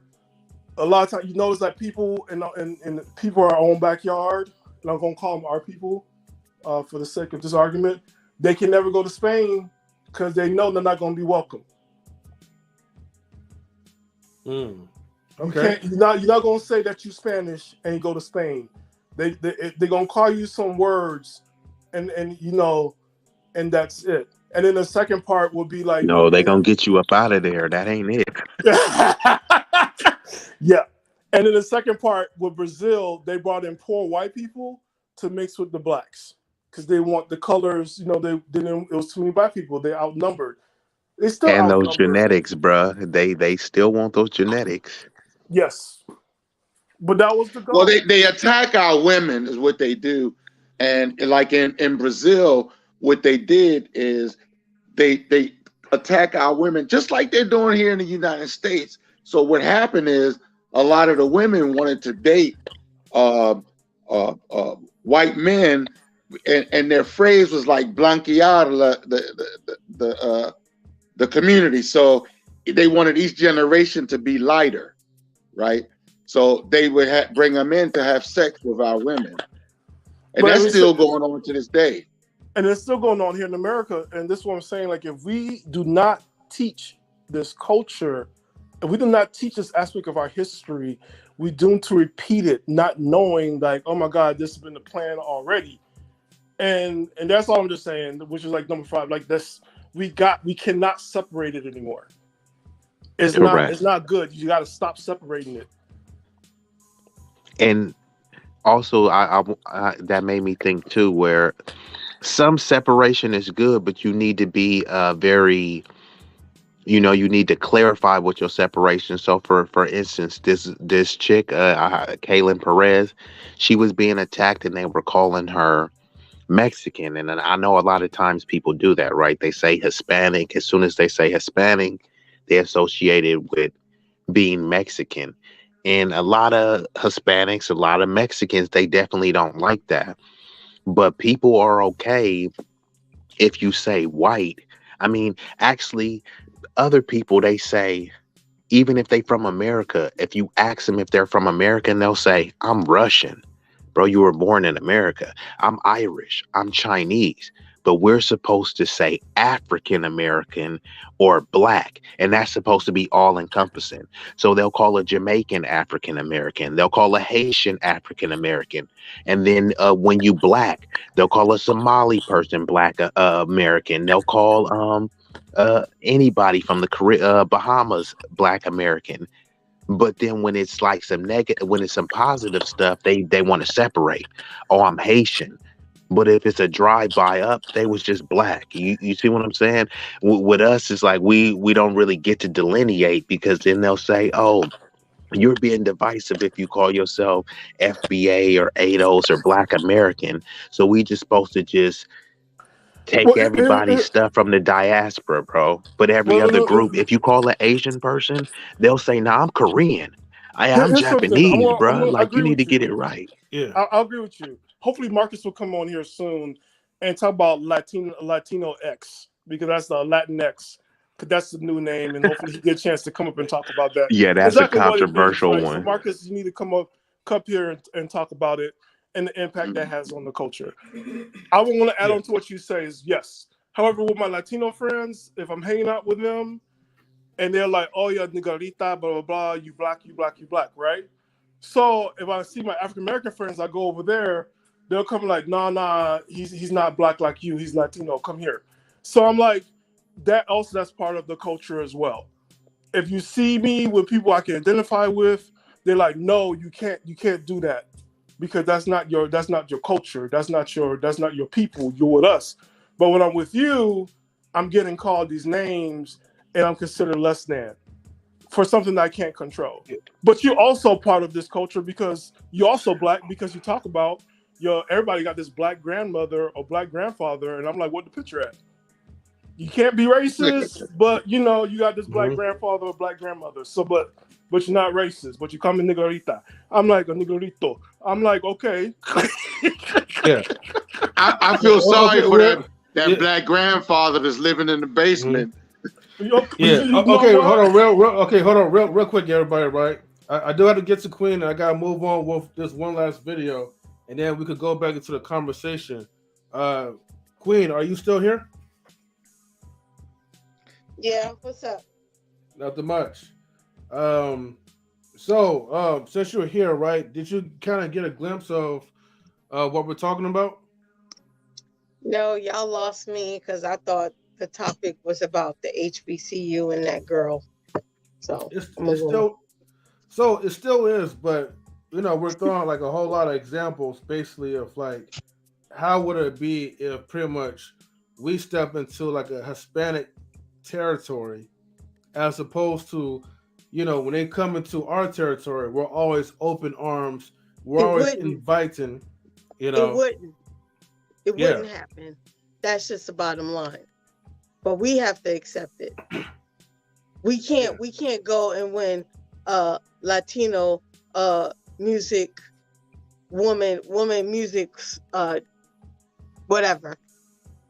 We wouldn't be able to win Miss Latina or whatever. So why are they able to come and win and move in spaces when it's designed for us? I'm not saying don't go to school, but you're not black. It's like I know singers, and there's a Spanish girl, I don't know where she's from, but she won Best Black Female Artist. Bitch, you're not black. How you win it? And all the other women in it are black. You talking about her? No, it was a local thing. It was a friend of mine. She was in it, who's black, and it was 3 other local artists that are black females, and the Spanish girl won it. And I understand that. And I told her I wouldn't celebrate that, because you couldn't go into the Latin community and win Best Latina Music Artist because you're not Latina, you're black. So how is it okay for her to win? And you celebrating and you acting like you're okay with it. You know, she's like, oh, you know, Queen, you doing too much. No, I ain't doing too much. It's the truth. Shit, know your lane. She should not have won HBCU. Sitting there with no fucking melanin in her skin, other than some sun glow or some tan. Yeah, now we're getting somewhere. Huh? I said now we're getting somewhere.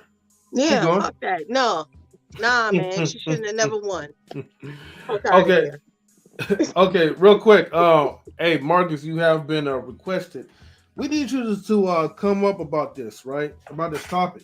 I know Stan wants you to come up, but I think it will be helpful to kind of get your perspective too, because you know you're pretty much Latin, so yeah, we need like a Latino brother to come up for us, you know? Yeah, because I'm black. I'm not considered Latin because I'm black. Yeah, unfortunately, like you know, based on the color of the skin, Stan, you know. Oh damn, they won't claim you, Stan. No, they ain't claiming you. Like Queen said, like we have black. There are black musicians, black Latino musicians that have never won the Grammy. And if you know Latin Grammy, and then you notice the only people that win Latin Grammys are the one that can cross over, aka white-looking Latinos. And then when you go on TV, those Telemundos, newscasters, all them chicks look white, blonde hair. White. There's a school they go to in Europe. They teach them Spanish, and that's why the way they talk is so proper. It's like they're not part of the culture at all, but they're getting paid all this money. And you know, you went to Barbizon modeling school, and here you are. You're making tons of money now. And so, like, yeah, it is a very white-looking. So I can't talk about it because I'm only limited to my own Afro-Latino aspects. But Marcus, you need to come up in here and talk about Latino X. You need to come in here and talk about this topic. Okay, he's coming up. He says give him a few minutes, and then he'll share his. They should have snatched that crown right off her head. So hold on. I'd have left the school that same day. Oh, right. Wait, hold on, real quick, everybody. Hold on. So I gotta read the fair use rights. Hold on, I gotta read the fair use rights real quick because I will be playing this video, even though this video has there's no audio. But if you see the words, and I'll pause it for you guys as well too. These are the comments of what people really think about this, and some of them are pretty fair. But I gotta read this as always for YouTube. Copyright disclaimer under Section 107 of Copyright Act 1976 allowance is made for fair use for purposes such as criticism, comment, news reporting, teaching, scholarship, and research. Fair use is a use permitted by copyright statute that might otherwise be infringing, nonprofit, educational, or personal use tips to balance in favor of fair use. Okay, so I got that crap out the way. And Marcus, my brother, you know, good to see you. So salutes to you. What's up? Shout out Mr. Best and 3, B-Eazy. Shout out. Rush, Mr. Pirate Brain Queen, Stan. Shout out to everybody. All right, cool. Thank you for tuning in, Marcus. Let me go ahead and get this last video out the way so then we could kind of take a look. Like I said, I will pause it and read it to you guys. So let's start off real quick. So it says social media reacts to Latina being crowned queen at historically black college. People argue it's against HBCU culture. The university had to release a statement because she's been receiving death threats. Oh, damn. Okay.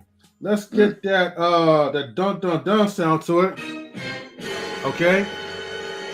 Anyways, let's go ahead and play this. Remember, this one has no audio to it. All right, so from this person on IG, this person says, but my thing is, why should she even think to run? Like, what was the actual thought in her head that says, I'm a finna, goddamn folks, I'm a finna represent this black school as a Mexican. Okay. Yo, M3, please don't tell me you set me up, bro. Please don't tell me it's like a drop down right now, yo. This ain't no setup, Marcus. Relax. You know, I'm not gonna allow you to be harmed by the black folks. You're cool, all right. But we do need to hear your perspective on some things. No, that's all respect, man. Yeah. Let me see. This person says, I'm hearing no one else ran besides her, and not the one person thought, let me run so I can stop this BS. Oh, let me learn too so I can stop this BS. Okay. The other one says, Miss HBCU being Mexican really just pissed me off. Damn. Okay. Next one. So this one looked like she Afro-Latina, but anyways, she says, is she Mexican or is she Hispanic? Or Hispanic / Latina, and you have grouped them all into one group. Do better. All right. The next comment says, black peoples blow me with this. We talk so much about being treated equal, but say stuff like this. Why can't a Mexican be Miss HBCU? Mexicans get treated damn near as bad as black people. I wish more minority races would just stick together and not just be black this, not just be black this, black that. Okay, that's what the person's saying. Show me someone that's not black saying that. So, and then of course, I definitely cannot read all this or whatever, but you could go to certain articles and this is where they kind of issue their statement, basically saying that, hey, here in this HBCU, we do not promote racism against other ethnic groups. And they also claim that stuff is the oppressors, bidding. But for us as blacks, we do not promote racism nor hatred towards other groups. So that's what pretty much to summarize, this is what the letter is actually saying. For those who came late, I did play the video where a black woman was actually defending her, and she had a lot of bullet points. But I'll read this short little statement. Okay, I'm gonna read this just for Queen, because I don't know if you got a chance to hear me in the beginning. Excuse me. But there's a student named Amaya Scott. She's 18, she's a freshman, and she's studying business management.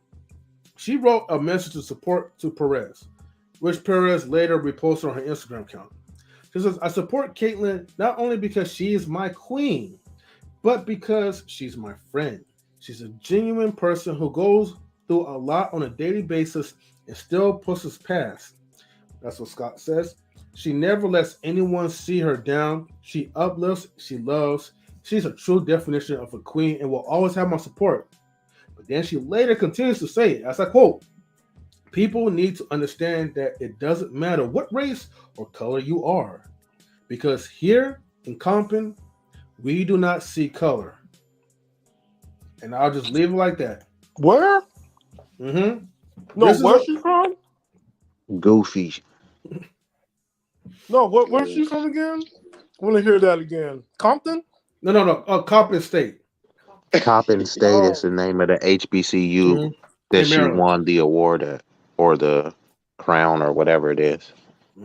Sadly, you saw all those city officials were treating black people out there in California. But see, man, this is what I'm saying, bro. Anybody, bro, that's saying they don't see color, that's just a trick bag that only black people are supposed to operate on. You know what I mean? Once again, do you hear any other group saying, are you invited to the fiesta, bar mitzvah, anything? No, but you constantly, oh, this person's invited to the cookout. You know what I mean? We supposed to invite everybody to the cookout. We supposed to be in a colorblind society. And I say, okay, cool. Let's just say that I agree with that. But then as soon as it's crime, black on black crime, hold on, I thought we was in a colorblind society. When it comes to blame people, they want to get specific about black people. But when anything else is like a colorblind society, when they went to go get an anti-Asian hate bill, they wasn't saying let's include everybody. They said no, exclude everybody, anti-Asian.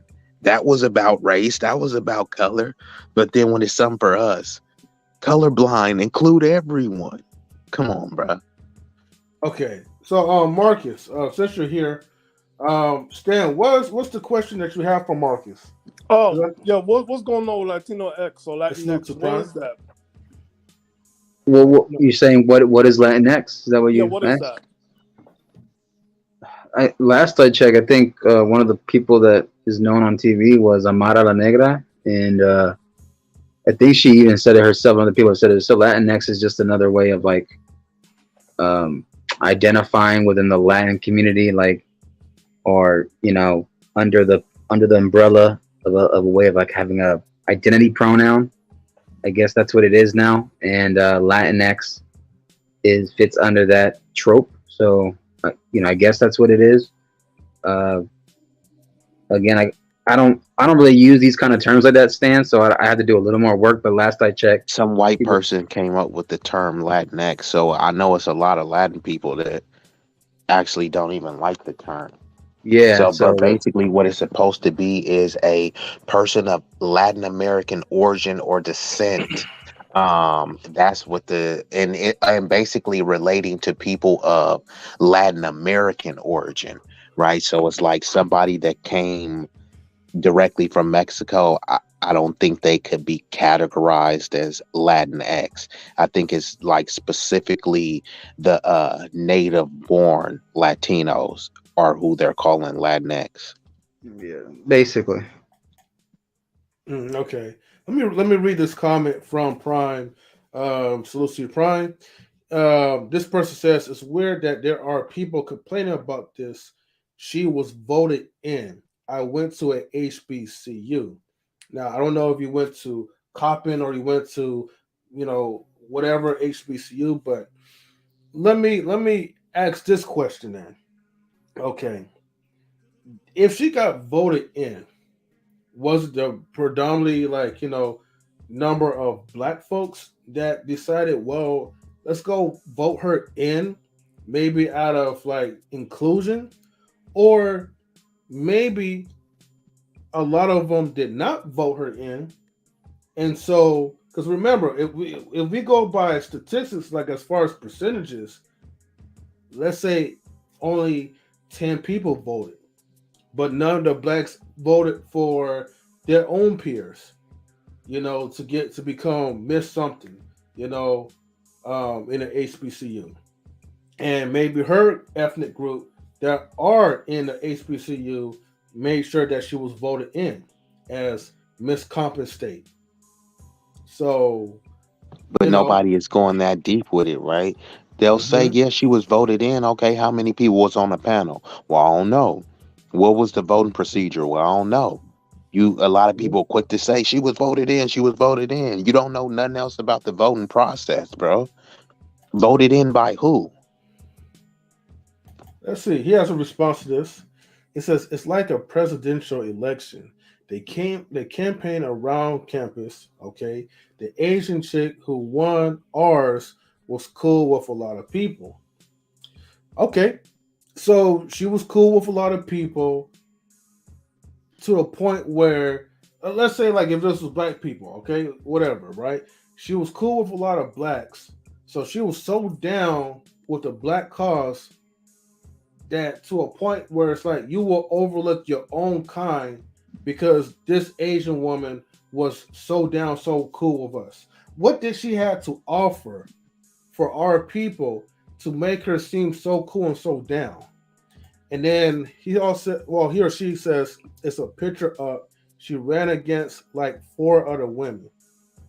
Was the 4 other women black, or were they different groups?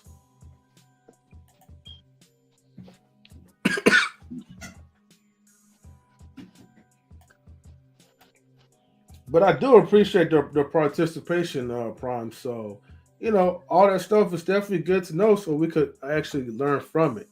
You know what? Excuse me. But I don't agree with saying that it's weird. It's weird that you said that it's weird. We just listed that no other group would find this acceptable. I'm not saying that's the right or wrong position to take, but it's a realistic position. You can't go to any other college and then just show me at Harvard or anyone in Harvard is like, oh, it doesn't say that it's historically white, but you already know that it is. Show me at Harvard when there's a bunch of black people winning it. You know what I mean? There's been plenty of black people going through there, but you just don't. You know what I mean? They don't win. They don't at all. And mind you, this chick is a immigrant, so she came from another country and was allowed into this specific black space under her being a marginalized person of color, and she's been elevated. And all we're saying is that the vice versa wouldn't happen, and you saying that it's weird. But he also says he don't think it's that deep. Well, of that's course the issue. That's what's weird. Black female. That's the real weirdness that you don't think is that deep. And you say you went to a HBCU. And I think we need to stop using that label, people of color. Everybody else sees us as black, but they throw I that don't term use that. I was in the being mix. facetious with that term. No, I know don't you use that term.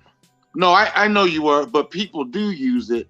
And that's what gets us mixed up. It's like, oh, she's a person of color, and it throws us in there, but it allows other people to get in there and take resources away from us that we fought for.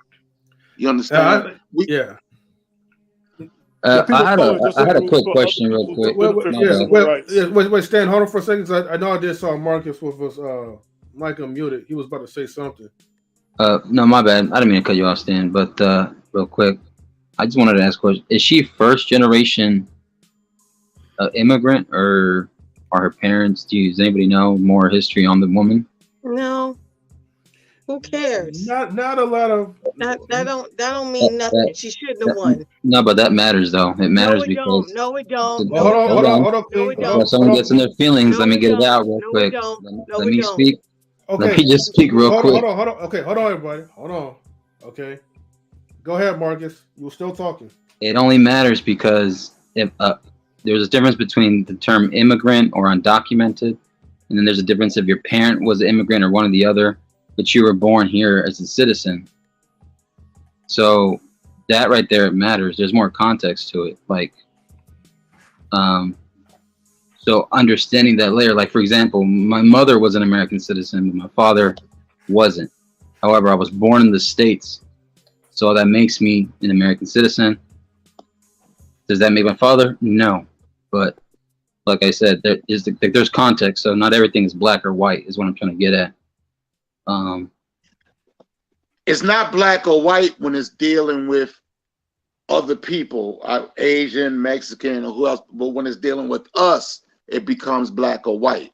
That's the problem, because we actually, black folks, built the HBCUs, and now we're getting pushed out of the HBCUs. Thank you. That's the problem that I have with it. And I understand you saying whether you're ignorant, whether you're immigrant or whether you're first generation, second or third generation, but it's still pushing us out of the little bit of resources we got. We don't have that much resources. Yeah. And it's pushing us out. By her getting admitted to that college, there was a black person that couldn't go. Right. Let me add into this part. And don't take this as an attack on you. I'm attacking. Oh no, I'm not. I'm just, my only point is like when people asked the question, her parents were first generation from Guatemala. Okay, but she was was she born in the States? It don't say that. It just says her parents were first generation. But at the end of the day, I'm tired of making room for other people and other races to it does matter. No, it don't matter. It don't, because when it comes to it, we can't move in any other race's spaces the way other races move in our spaces. So I don't give a fuck if she just got here, if her parents just got here. I don't care. She shouldn't have never won. She shouldn't have never been able to run. And at the end of the day, we can't go to nobody's other spaces and run in that field and be okay. True, but there is we a wouldn't point even be able to fill out the damn application. We wouldn't even make it past anything. So at the end of the day, we as Black females, because I ain't speaking on nothing else, because that's all I am. We make excuses for other people to come and move in our spaces the way we are not allowed to move in their spaces. And when we say no, we're deemed racist. Oh, you're this. But we can't move in your space the same way. I don't give a damn what you say. We can speak the language, we can know the culture, but we will still be demonized and marginalized and pushed back and be overlooked. So stop playing yourself. I'm not making any room for nobody to move in my space the way I can't move in your space. It ain't equality. It's equality when it comes to other people taking shit from me. But it ain't equality when I want to take something from you, because I'll be told no.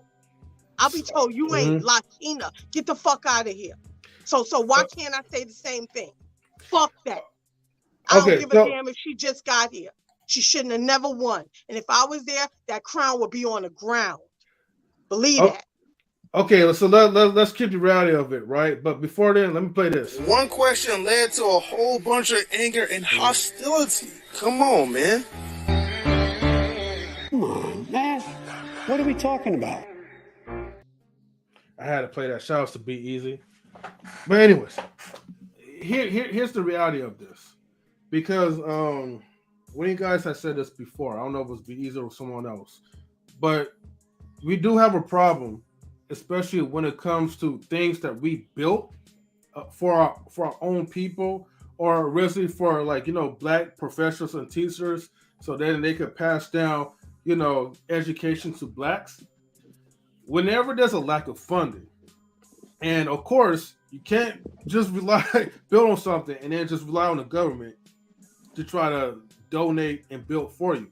I mean, Biden, already, I think he took away, was it 50 billion, something like that. He took out a big chunk for HBCUs. Okay. So as far as with governmental funding for those Black colleges, you're not going to really get the same funding as you're going to get to, a so-called all-American school or whatever, where there's predominantly whites or whatever. They're not going to do that. But the problem is, this goes with the value of the dollar.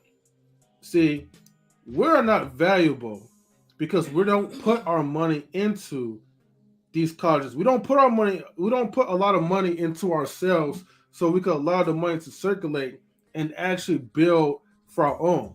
This is why you have people like Deion Sanders. They had to get away from some of these HBCUs because, the lack of funding, the lack of management in funding, and not really treating your own people right.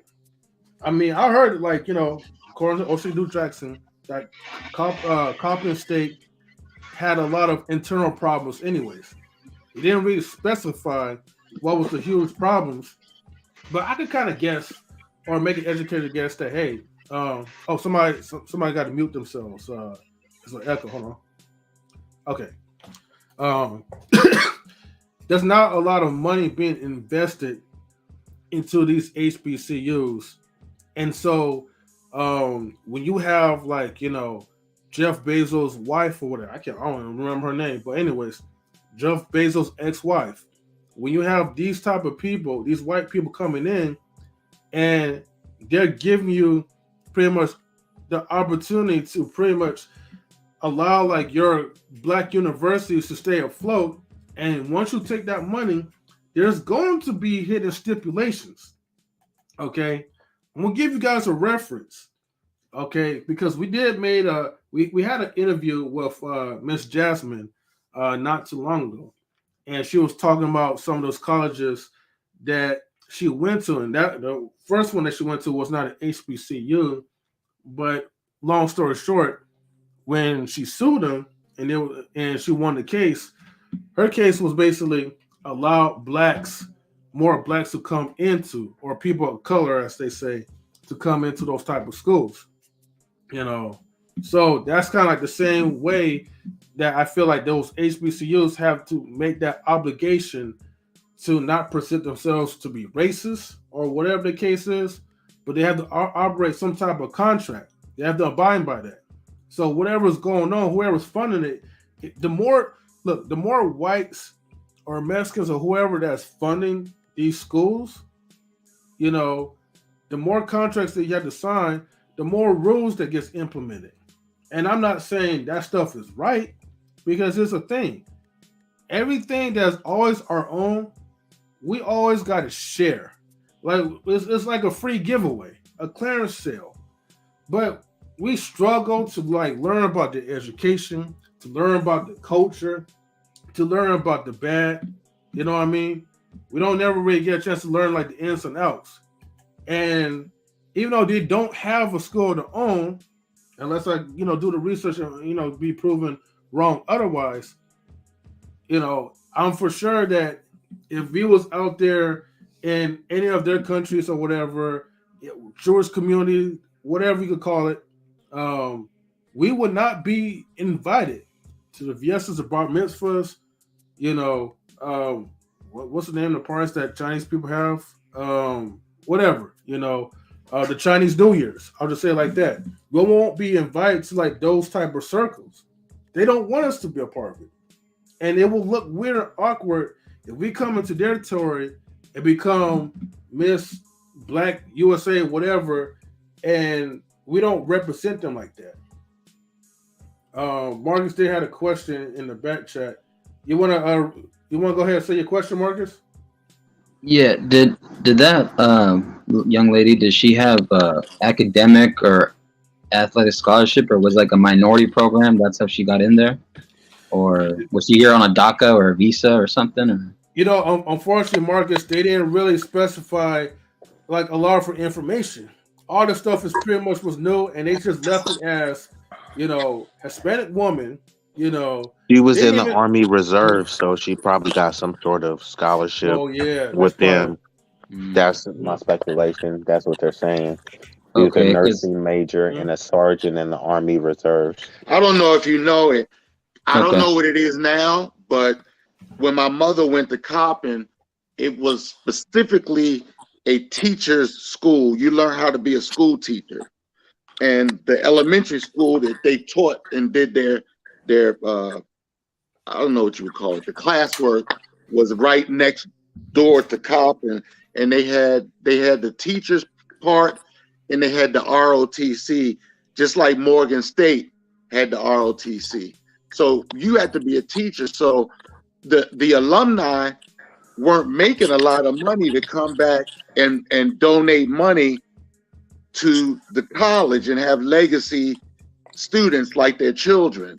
Like at Harvard, you come out of Harvard, you're going to be making over 6 figures, maybe 7 or 8, Whereas Coppin, you came out as either ROTC or school teacher, and they would give you a cut if you went straight into teaching. They would cut what you owed if you had loans, if you taught for 4 years.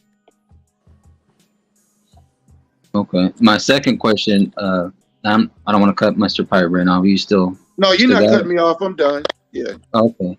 All right, man. My second question was when winning, because I kind of forget how some of these things are run, like the whole pageants or contests. Is it done by a voting poll or like is that how it's done when it comes to winning the crown or the queen, whatever, for no pun intended, for a college when it comes to these pageants? Is it like a vote or a rating or what? I don't know. That I'm not sure. I'm assuming it comes Mark, down to a vote. I know different schools have their different procedure, but it's supposed to be like some sort of electoral process with votes and stuff.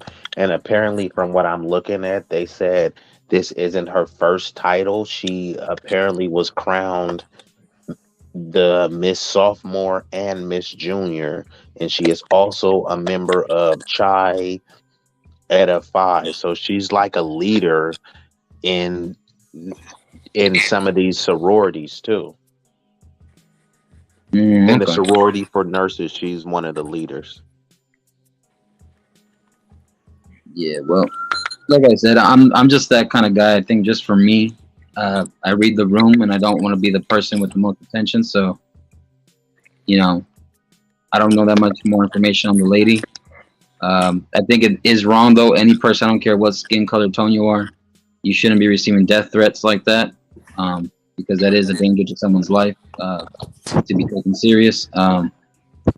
Yeah, but at the same time, like just me being me, if I know I'm at a HBCU, even though a person is enrolled and they have a right to do certain things, I personally wouldn't, just because it's more eyes on you. And clearly, we live in a day now where, anything can happen.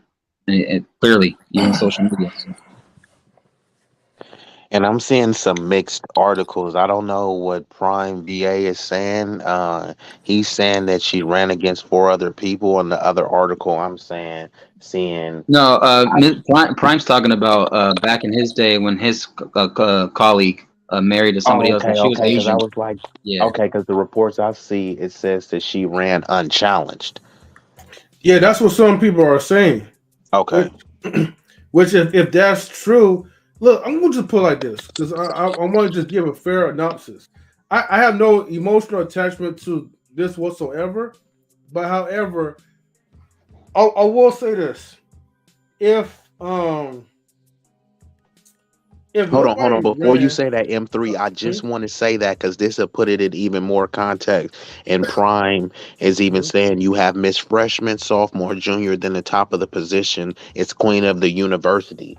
If that's the case, she had already won Miss Sophomore and Miss Junior, and now she won Miss Coppin. So she's actually been winning all the awards, to keep it a buck. But go ahead, M3. wait, so this is not her first time winning? Like, No, bruh, she won. They have a Miss Freshman, a Miss Sophomore, a Miss Junior, and then Miss Coppin means that basically, like, you're the Queen Bee. So she had already won Miss Sophomore and Miss Junior, and now her senior year, she won the creme de la creme. You know what I mean? Which is Miss Coppin. So she's actually won like 3 times already. It's just she was winning the lower awards, and now she finally got the most prestigious. So, yeah. If nobody's challenging her, that's on the school. That's on the other students. Which is what people said in the chat earlier. I agree. We don't know if anyone challenged it. Well, that's the point. Well, that's the point I'm making, right? And hold on, real quick. So yes, if you win multiple times, that helps. And he also says they do a lot of community service. It's not uncommon. And shout outs to Black Hearted with New Growth Soul. Shout out to New Growth Soul. Thank you for tuning in. It's pretty much like a real political campaign, right? Miss Sophomore and Miss Junior and Miss University. So it's continuing. I understand a little bit, but here's my thing, right? Let's just say if according to these rumors, like nobody didn't really challenge her, then it's like, what are we doing? why are we having this conversation? Why everyone is upset and no one is really putting the effort in. I'm gonna really be really. This is not gonna sound nice at all, but this goes back to, man, God damn it. This goes back to what a lot of these passport brothers be saying, right? When they have their synopsis about in comparison, which I don't like the comparison, but hey, it is what it is.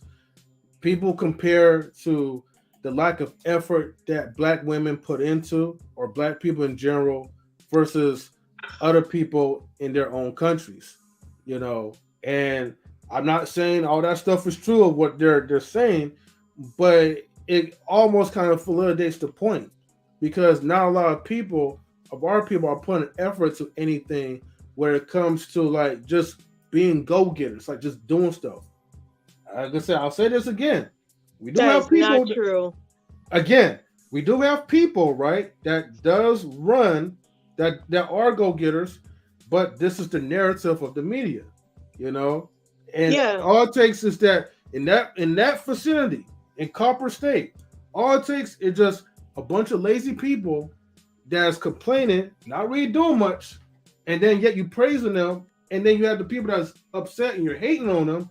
But what are you doing to make a difference? If you're not making a difference over in that school, but you're just complaining, then it is your fault. You're going to let some other person that is not like us come in and take the crown, but yet you're not doing nothing. That's if you guys are not doing nothing. But now if you guys are doing something, and it just so happens that the school, whoever else, she's being outvoted or whatever. Sorry, you guys are being outvoted. Then that's something that I feel like, this has to be like a type of conversation where it could actually work on some type of solution to it. And where's Coppin State? 3 years ago, there was a young Latina chick. She was Black, and she won like a Miss Latina or something like that. All of the white Latinas came against her, and they stripped her of her crown. You remember that? Bro, they just did that with the little Afro Latina baby and said that she was too dark to win the crowd. She actually won. This was like a couple months ago. They said she was too dark to win. Yeah, so bro, this stuff is happening because in real time. Matter. You're not one of them. I don't care where you are. If your skin is darker, they don't accept you. We all know this. But yeah, and I agree, Queen. We all know this, so that's why this is not right? even. They stripped them of the crown, right? And here we are saying, "Oh, it's okay. She should have it. She deserves it. She won that. She won this." But I'm just saying, did you see what you just said? It's a Black Latina who was stripped of the crown because her skin was too dark. So pass me with the bullshit. When your skin is a certain tint, they don't accept you, even if you are one of them. So let's stop with the bullshit. So why do I have to accept it? I don't know how she was voted in, because media is only going to put out what they put out. So of course they're going to put out all the accolades, all of what she did. But there are other women running who probably did the same thing or not more. So it was a choice. Somebody chose her. And we don't know who voted for her, because it might be the school. It might be the people who are big wigs at the school who picked them. We don't know, right? So at the end of the day, it ain't got nothing to do. And you always, you linking it back to Passport Brothers and lazy this. It ain't about that. Our voice, our voices are not. We don't have the same rights or the same opportunities to voice, because whenever we voice, oh, here you go, Black women, racism, blah blah. Nobody want to hear that. But when other people say it, it's like yes, let's support this and let's support that. But when we say it, it's oh man, you still on that? You still feeling that way? Why? Because we're the bottom of everybody's foot. And if you don't know that by now, you need to wake up. We ain't supposed to be doing nothing. So when you say we're not doing nothing in our community, how the hell can we? They won't give us the banks in the community. They only put certain banks in our communities that have nothing to do with us. They only let certain people own stores in the community. So let's not get it twisted. Let's not get it twisted. It's not that simple. Coppin State is in Baltimore City too. Somebody said it was near Baltimore. It's in Baltimore. It's in Baltimore, yeah. But Yeah, he does that's go there, so he heavily probably black. just there now. Yeah, they said the Hispanic population at the HBCU is 3% at Coppin. But 80% of blacks go to Coppin State. And then Correct. the other rest is like, you know. It's like mixed. Yeah. Because there's whites and you know, Asians and stuff that go too, you know. But just the specific Hispanics, they said is about 3%. But you see where I'm going with this point, B-Eazy, right? There's 80%. Okay, I'm not talking about America. I'm just talking just in Coppin State. So if 80% of blacks go to Coppin State, but then yet, you know, your Coppin State champion for, you know, as of February 3rd or whatever, or 2023 is Keylin Perez, and you're upset about it, we do have to go back to voting statistics, you know, and how things are being ran. Because, like I said, I don't know if there was any people. Yeah, because the fix could have been in, bro. Yeah. We don't know. Yeah, like Queen was saying. We all know Yeah. who it was. How she the first one? It's only 3% of them. 85% Correct. everything And she else. won. She's the first. She won right? sophomore She's the and first junior to win. too. Yeah. No, So something's at the not right. end of the day, let's not get it twisted that things aren't set up. So it ain't about people being lazy and not doing what they need to do. We don't know nothing about it because they don't even talk about the voting. I've been searching out who votes, who picks, and you can't. I can't find nothing about the voting. Exactly. So they don't want us to know. So don't sit here and say that black people didn't do what they need to do because you don't know. You're not there. But obviously there are enough of us who are outraged about it. I'm not saying give nobody death threats and all that stuff. I think that's a little bit too much. But at the end of the day, let's not get it twisted how the powers that be control certain outcomes. Let's not get it twisted. Let's not play ourselves, okay? So we can't say that no one didn't do anything and that we're lazy and all this other stuff. Stop ragging on us. Because it ain't about what we did. It's about what they're going to allow us. No, it's about what they're going to allow us to know what we did. Okay, so let me make it clear. So they're controlling the narrative. So let me make this clear. Stop bragging on us, because how you about to change? Okay, so anyways, let me make this clear again, right? Because y'all not listening what I should have said. So I'm going by what other people are making an excuse. So basically, if they're saying there's no runner up, okay, or if they're saying that there's a lack of voting power, or they're saying that something is off, is either there's a lazy voting system. Like I said before, that doesn't mean that they actually are lazy, but you have to still narrow down what is going on. Yes, again, I'm going to say this again, Prime. Yes, we're all speculating because none of us have any real factual evidence, and nor do we even know what's going on behind the HBCUs. Okay, at this point. We do know that it is heavily funded by, the colonizers. That's pretty much obvious because blacks are not circulating their money investing into these schools like that. So the ones who are controlling or putting down the most, they're going to have the most power over us. Just like every little thing that we try to invest in initially, and then we tend to pretty much let that stuff go. But the thing is, what is really going on? Let's just say the majority of the 80% actually did the due diligence, and let's say there's a person that is running up. Let's say we have like a couple of blacks that's running up, okay?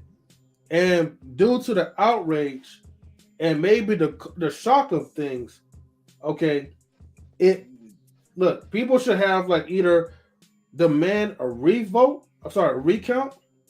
or demand something. All you hear is like from the school, it's like, oh, you guys are being racist and you guys are being prejudiced, and here as black folks, we need to do better than that, you know?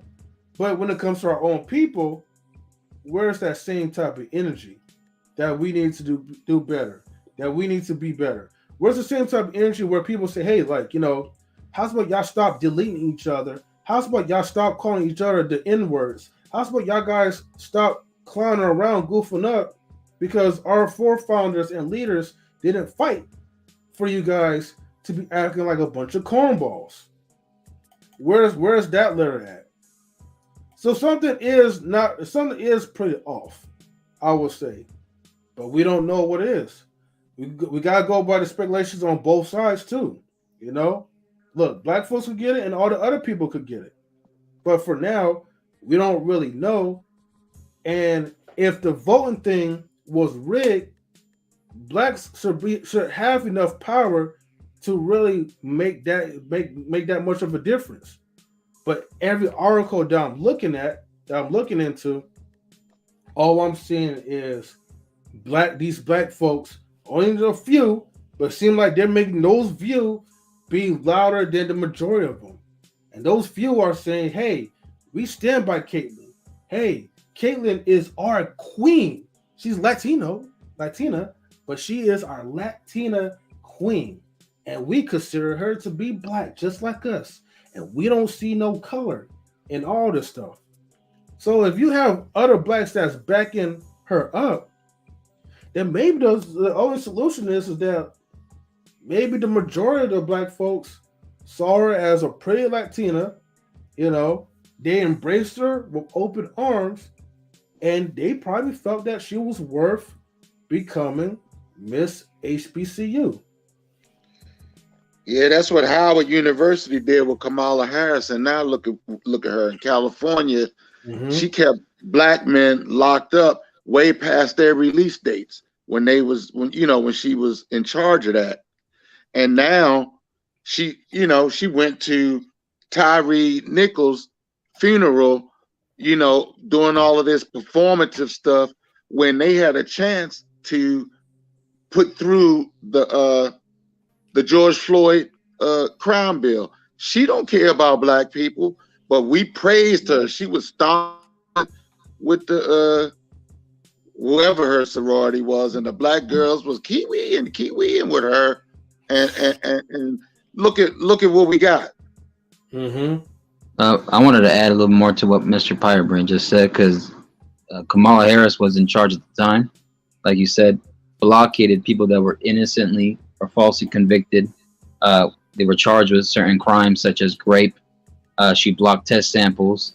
She wasn't letting anything be appealed. She was getting in the way between that at the time when she was a DA. I believe now she was also involved with the judges as well. And it took the Innocence Project, and it took another assistance or program to help liberate people that were in prison, But like I said, it's not just her, it's other politicians that have done some pretty horrible things or icky stuff behind the scenes that, may or may not ever, be upheld with it. And of course, we're only going to drag the black woman who did that, right? No, there's plenty of other races that did. It's not because of that. It's because of her position of power. Black, bullshit. It's her position of power that she abused. Just like hey guys, hold on, guys. Marcus is still talking. I don't want to mute people. Hold on, guys. Go ahead, Marcus. Like I said, it's not because she's black. Politicians have done something. Hey, Queen. Like I said, hold on. Let Marcus talk. Like I said, it's not because she's black. It's because people that have positions of power, because power tends to sometimes corrupt. That's the issue. I never brought up because of race. It was because of that. And it just said, like I said, if you would have listened, instead of listening to your emotions, I would have ended the sentence and said that, hey, just like other politicians need to answer for that as well in the past, present, and future. Ain't nobody speaking out of emotions. This is bullshit. These conversations. They're bullshit. That's what I'm going to say. If you think this is bullshit, then why are you on the panel? Because I want to be. Okay, guys. Okay, hold on, guys. Bitch. Hold on, guys. We invited Marcus to come on because we want to hear his perspective. Let's be respectful. If he's talking, let's not interrupt him. Same thing for anybody else. Anybody interrupts each other, I'm putting y'all out into the chat. You mind if I just say one thing real quick? Go ahead. I wanted to say this for Queen. I don't consider Kamala Harris black. She considers herself Asian until it's convenient Asian to talk Indian. about her. Yeah, Asian Indian until it's convenient to call herself, consider herself black. But I wasn't ragging on a black woman. She's Asian. Yeah, when she first got into Congress, they said first Asian Indian American. And then when she started running for president, then that's when she started doing the black girl magic thing. And she was doing a lot of stereotypical tropes. She was saying, look, I wear Timberland. I listened to Tupac and smoked weed in college. And she was just saying all sorts of stuff to just try to make her seem, I don't know, like she was more black. But yes. Yeah, and Tupac wasn't even out at that time. You know? And I just wanted to say that because I didn't want Queen to think I'm ragging on a black woman. She don't even consider herself black. So no, she's Asian. And she was able as an Asian to flip-flop between black and Asian. I bet when she was going to Howard, she was black. When she finished with Howard, she became Asian. Correct. At Howard, she was stomping and stepping. She was sister girl. But when she got out to get into Congress, she was pushing heavy on the Asian Indian one. And I'm not talking about what the world sees her as. The world sees her as a sister, as a black girl. But what she identifies as, out of her words, were an Asian Indian American.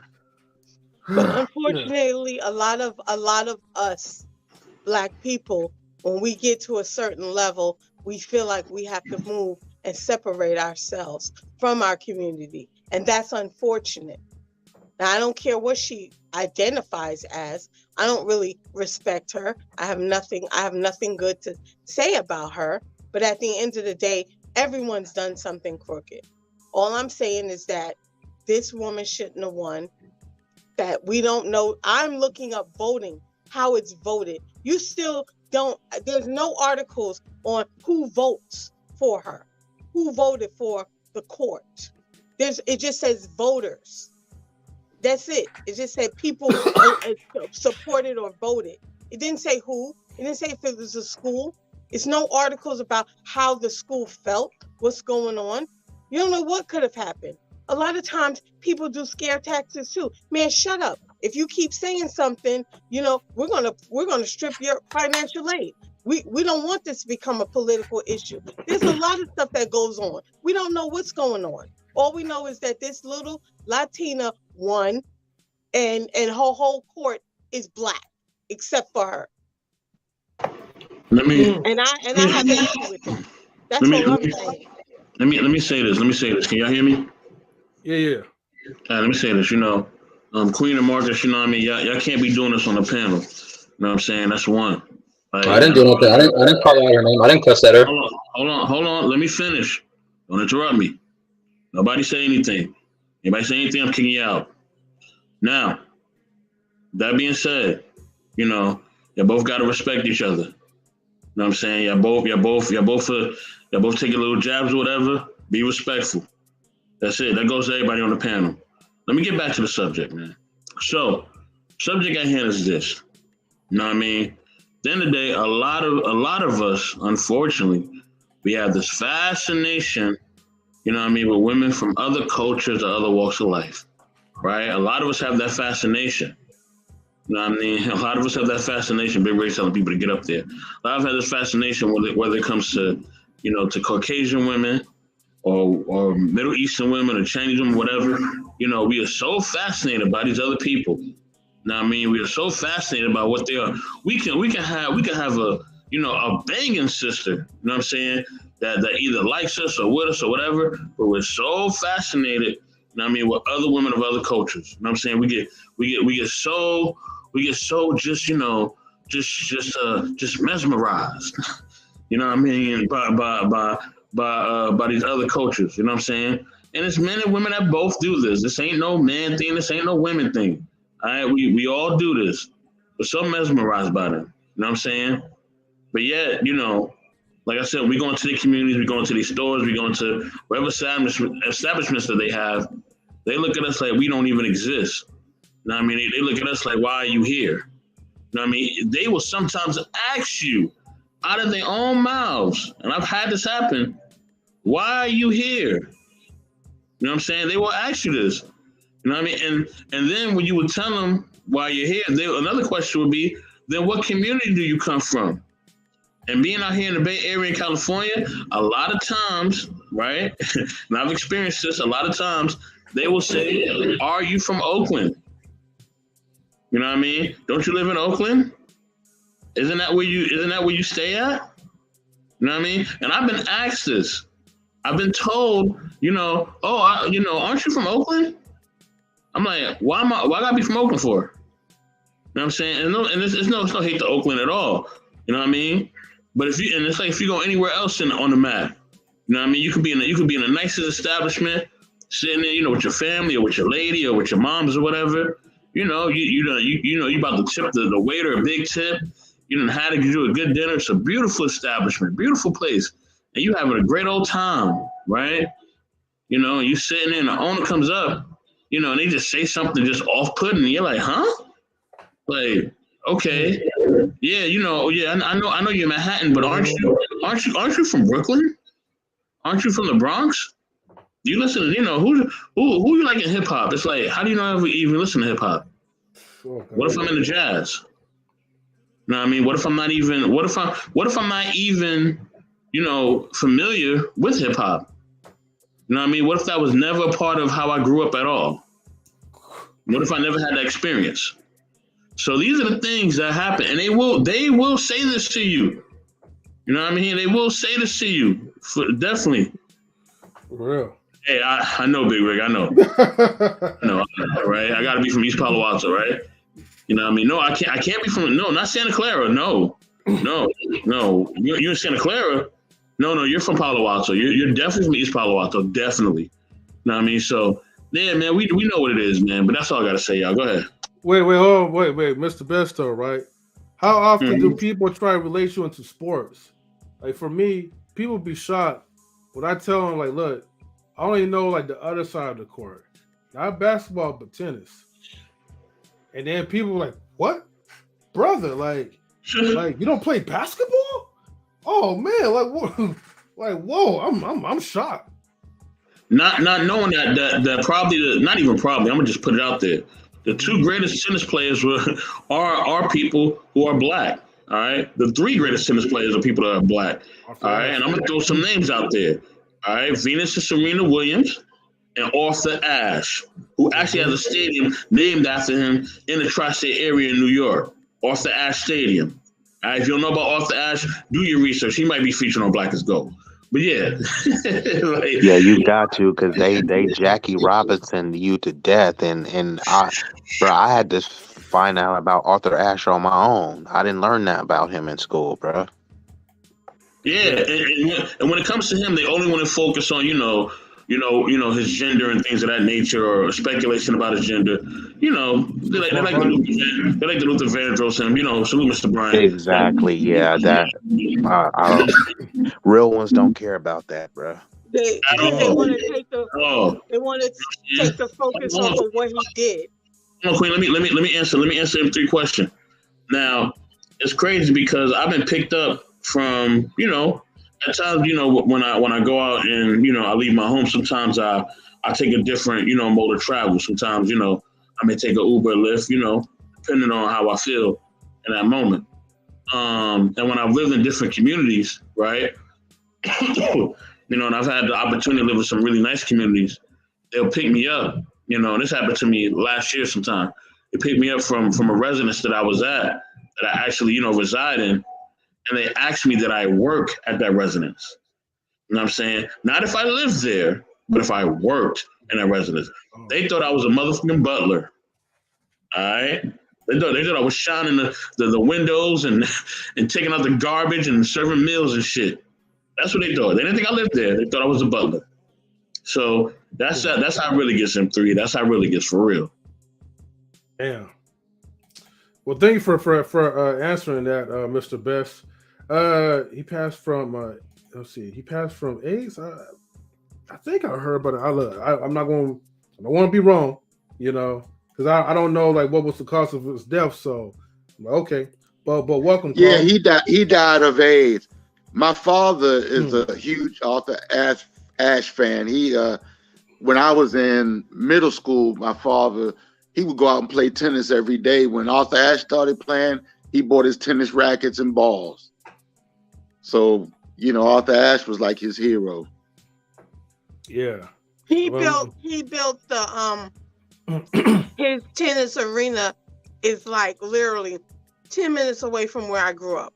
We went there all the time, roller skating, where that big globe is, where the tennis World Cup is held. Wow. So it's right there in the community. He built it in the community, and anyone can have access to it. It's a big museum. It's a fountain. You can roller skate. You can whatever, hang out, play, and that's who was in that arena. Black people in the community. And speaking of the AIDS too, he contracted that during a blood transfusion when he received heart bypass surgery.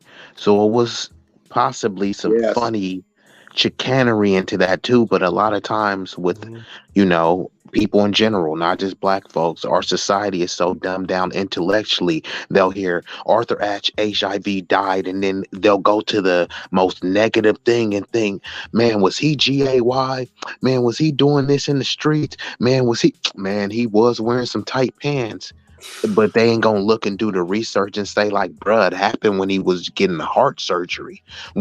And they happen to have some toxic HIV blood to pump into him.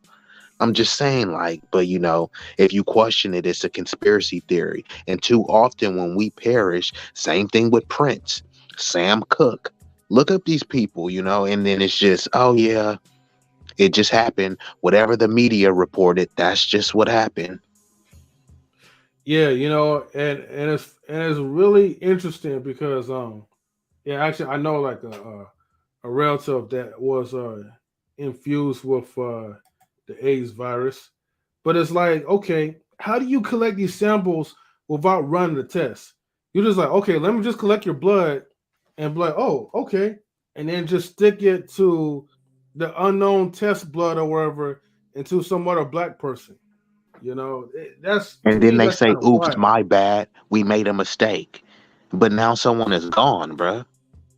And the sad part is like you can't really sue them because, like, you know, they have you sign that, you know, that what's it called? I forgot what you call those, the waivers. Yeah, they have you sign like those waivers. Always at the hospital. There's another black woman that was before Arthur Ashe that played tennis too. Her name escapes me right now, but I just wanted to bring her up in spirit. So if one of y'all know who she is, I can't look it up because I'm on my phone right now. But there's another black woman, and they really cheated her out of money. She didn't get none of the endorsements or nothing. And she died basically broke. Althea Gibson. That's it. Yes, Althea Gibson. Thank you. I just wanted to give her flowers too, because she was great. She was the best in her time. Right. You know, definitely salutes to the greats. Rick says, "Oops, I did it again." Was a hit song early 2000s by Britney Spears. Oh yeah, they did a big oops, all right. You know, I wish you guys could see my fingers move, but shit, I forgot what I was gonna make a point, but we're always getting close to the end, anyways. But overall, case in point, you know,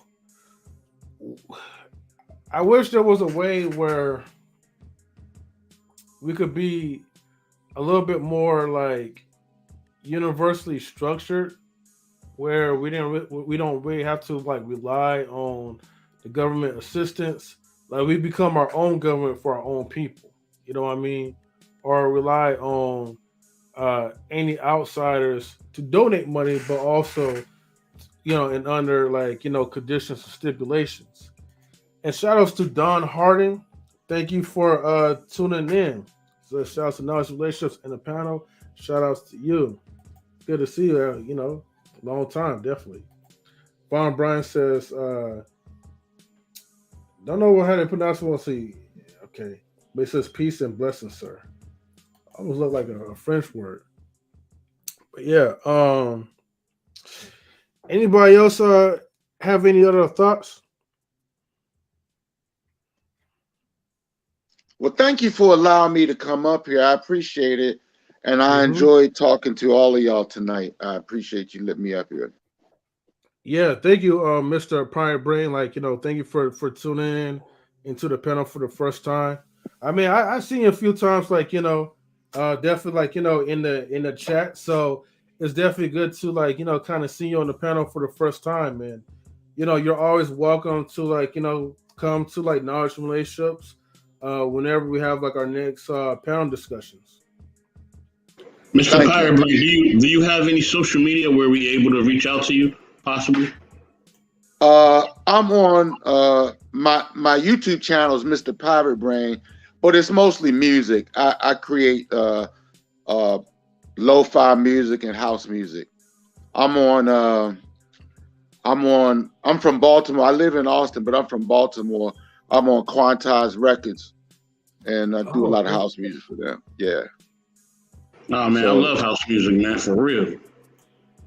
Yeah, if anybody wants any music for their opening, let me know. I'll put something together for you. Use for the opening of your show. Thanks. Greatly appreciate it. I mean, we do have music coordinators, but hey, we're always open for something. Yeah, I mean, just look up on my channel if you see something that you like and you want something in that vein. Let me know. I'll put something together for you. Like a 1 minute song that you can use with your opening, and then put some opening montage or something for it. Okay. Do you also do like short clips and all that? You compile them together? Video clips? Mm-hmm. You mean for the opening montage? Yeah. I could do that. I mean, if you send me the clips. Okay. I mean, because it has to be related to what you're doing, Got you. So if you want to send me some clips, I can put it together with the music, or I can just send you the music and then you can clip it up, however you want to do it. Right. If you have any, like if you have an email or if you have any social media outside of YouTube where we can like reach you directly or DM you, put it in the private chat. Mm-hmm. Okay, I'll do that. Yeah, put it in there. Thank you, sir. Okay, I'll go in there and do it now. Let me see. In response to Prime, right? Now remember what I was going to say.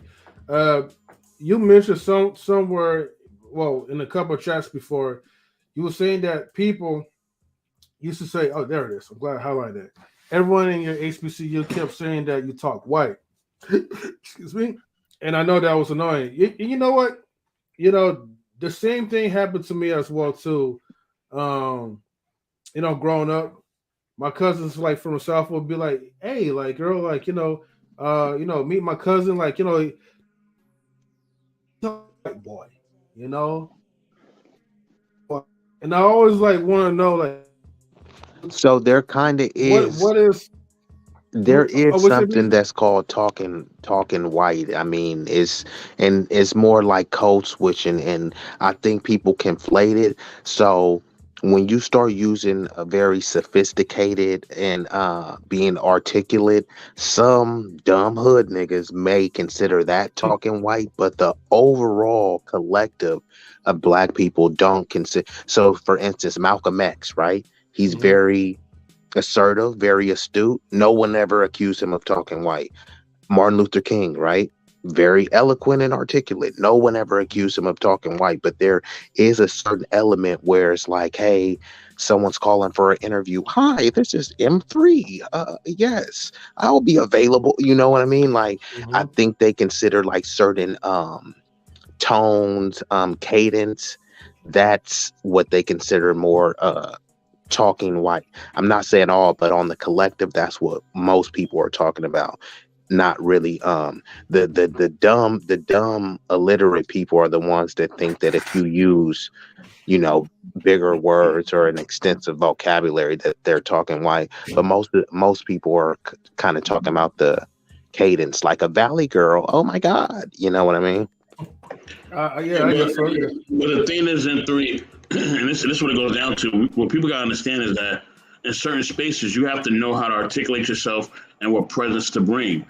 You cannot talk the same way you talk to, you know, some of your friends or maybe some of your family members who are of your culture, and try to do that in the business world. It ain't gonna work for you. Okay, I'm just keeping it G.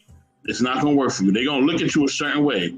Okay, because that, you know, they're a lot of times they are just looking for you to hit that switch and start, you know, maybe start quoting some Dr. Dre lyrics or whatever, or, you know, start saying different slang words. They're looking for that at all times. So when you're not showing them that, and you're showing them that you're more than that, oh yeah, they're like, oh, okay, well, oh wow, all right, like, okay, he actually can think, and he actually, you know what I mean, is not out here like B-Eazy saying on some dumb stuff.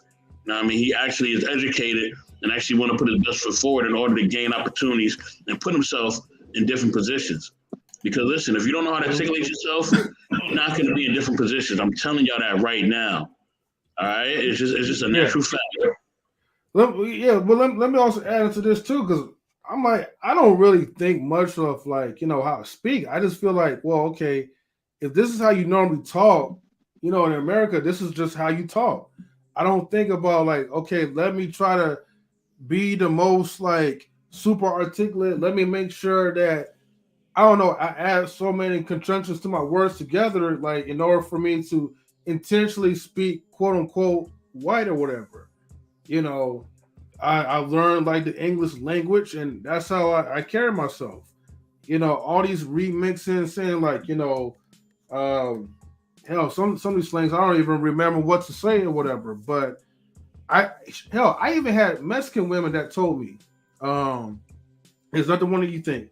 But I had other Mexican women say like, you know, I like you, like you're you know, you don't like, but they say like I like you, but they say like, you know, I know that you're not like you're black, but you're not like whatever, I guess, quote unquote, like, you know, black enough, or, you know, you're more of like a white person than a black person. And then I have to be like, well, what the fuck is supposed to be a white person and a black person in your eyes or whatever, you know?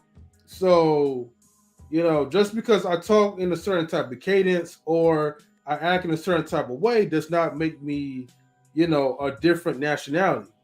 Yeah, it's like a soft disrespect, bro. Imagine this. I had a snow bunny telling me that, bro, because, you know, she only dated, you know, she was a Stockton chick. And if y'all don't know, it's super hood in Stockton. So all the dudes she messed with was black dudes, all hood niggas, tatted up, straight out the prison, bodies on them and shit. So when I'm talking to her and just even having just a minimal level of articulation, she's saying I'm talking like a white dude. And it's just a white girl telling me that because she used to, know what I'm saying, holding my nuts, know what I'm saying, you feel me? Y'all, you know what I mean? Like, that's the type of shit she used to. So she thinks every black dude should be talking like some thugged out nigga. You know what I mean? And there's a lot of other races, like you said, with M3, the Hispanic chick.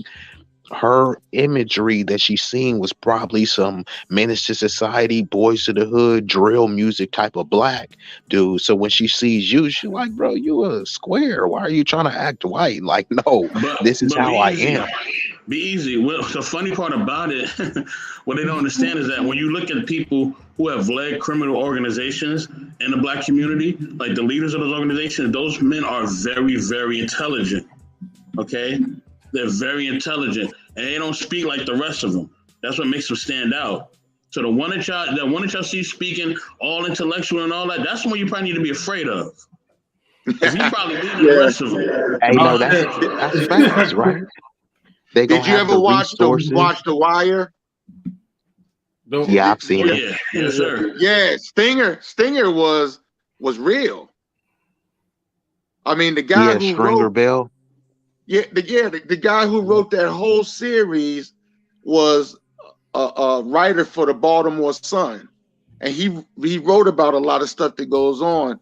I remember when some of that stuff happened. A lot of people don't know that The Wire was actually true. A lot of it was embellished, but a lot of it was true stories. And you notice the one that was running everything was the most proper. You would have never thought that he was running it. Correct. And even the dude that people that was going around bodying cats, I can't remember his name. I think his name was just named Brother. No, not Omar. Omar was a savage, but Omar was blatantly overt with his savagery. The other dude, I think his name was Brother. It was a dude in a suit walking around with like a Bible, bruh. And he looks like a square. Oh, he had the bow tie. He was like a Muslim.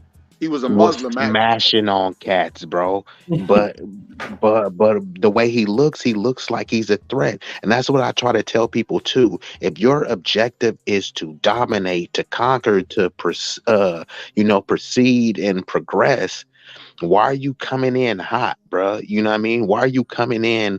You know that we got to work extra harder, and you gonna come in smelling like weed to the interview. You gonna come in sagging to the interview. You gonna come in with your hair unkempt to the interview. You know what I mean?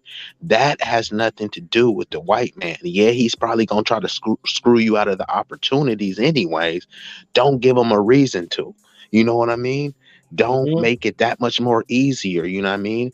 And we need to be having the standards. So when people say, Mr. Best, like, oh, you from Oakland, huh? You from Richmond, huh? No, when they see us, they say, you from Silicon Valley, ain't you? You know what I mean? That's how we should be revered. And I come from the struggle. I come from the stupid slums in the mud. I know what it is. I know what it's like, bruh. I was eating powdered milk, bro, and farina and stuff that people are like, what is that? You know what I mean? Government blocks of cheese that you can use as a weapon, bro. That's where I come from. But we don't need to glorify that as everyone's experience, bro. When people are having kids and raising their kids don't need to purposely be attached to a struggle to ensure that they're black, bro. We got to get out of that goofy shit, bro. I even know some cats that's from the suburbs, and in order to think they're black, they come back down to the hood to hang with me. I'm like, bro, you got all the games at your house. You got bikes. You got this, but you want to come here because you need the credibility of some hood dudes that ain't gonna care about you when you get locked up. We got to get out of this toxic thinking, bro. Man, B-Eazy is cooking right now, man. Because like, and that's why I tell people. I say some black people, we do live like the Fresh Prince of Bel-Air. There's some very rich and wealthy, you know what I mean, people of color across the globe, not just in America, but across the globe. You know what I mean? Hey, look, I gotta knock back to you on that government cheese though. That government cheese was good back in the day. Oh shit! that was real American cheese. You had that government. I know you had that in Brooklyn. Where Brooklyn? No, I'm from Baltimore. So you're from Baltimore. Yeah. I'm from Baltimore. Okay. You know, but you know, by the time I got older, man, I traveled the world and lived pretty good. So, but I had that government cheese, Yeah, I remember the package. You would get the big block of cheese, a couple bags of rice, some of that government butter. That was real butter, just like the cheese was real cheese, and Mary steaks. Remember those? Yeah. If you wasn't in Baltimore, you might not know Mary steaks. Well, I don't know about the steaks, but all that other stuff, yeah. Steakums, yeah, steakums. Hey, and like Don GQ said, that government cheese took like 30 minutes to melt, bruh. You had to like boil it, microwave it, and then put it on the stove to melt, bruh. But when it finally melted, it was on point, bruh. And they also had this peanut butter too, bruh. Like it was like this oily ass peanut butter. Oh damn! But see, that's how I knew like the differentiation between the real cheese and the government cheese, man. Because like I try to put the cheese like on my toast to try to make a grilled cheese sandwich. I put it in the microwave, and I'm like, this shit is not melting, right? This shit is flying off from my toast, and I'm like, what the hell's going on? Bro, your toast be black, and you think like, okay, it's done. Cheese not even melting. Yeah, what was happening because the government cheese was actually the real American cheese. It wasn't that food processed cheese stuff. It was real American cheese, But the problem is because it was a block, you could cut it real thick. No, but it wasn't it wasn't a block. It was the slice. It was the sliced cheese that you put in there, and you thought that it was gonna melt, but it doesn't. Look, overall, I don't know what to really think, but I need my cheese to melt. Okay, if I put it in the microwave, I never had that problem though. Well, maybe it was where I was from. Maybe it was Mr. Piper, what you talking about? They had a period where they had that government cheese where it was a block. It was the government cheese, but it was like some real cheese. And when you finally got it to melt, it was fire. M3, what you talking about is that transition.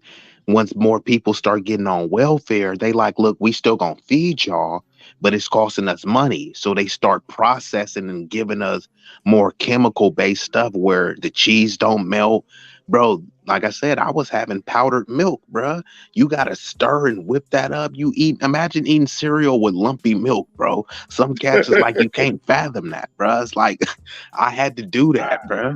I never knew powder, although I can't say I never knew because powdered milk, I was thinking that was like for the infants though, but I never had powdered milk before, so but that's interesting. Yeah, because they would give you cornflakes, but it would be in a bag instead of the box. Yeah, it's just a bag with like nothing. It's literally like cereal. It's like a box of cereal that literally says cereal.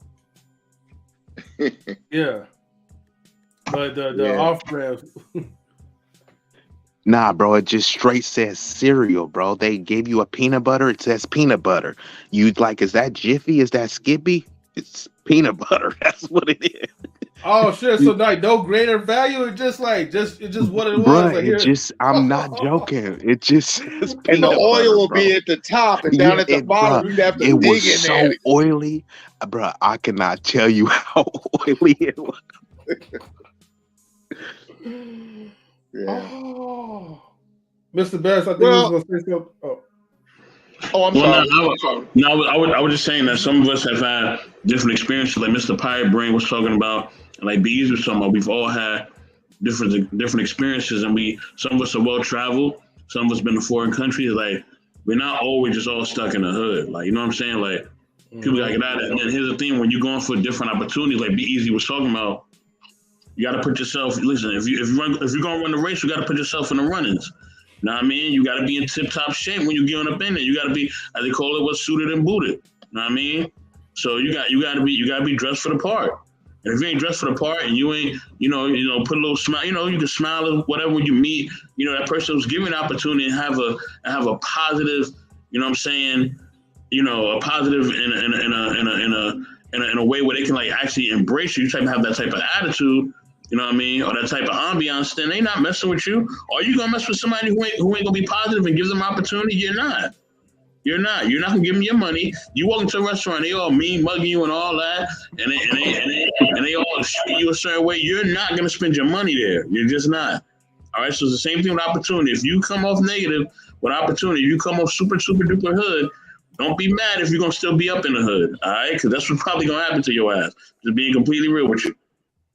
Correct. And just to piggyback off what Mr. Best was saying, I know some cats think like, man, I ain't finna sell out, man. I ain't about to go kiss no white ass to get a job. Like, bro, you're broke right now. You don't have a job, and you can't be broke and prideful and stuff. You know what I mean? You gotta pick a struggle, bruh.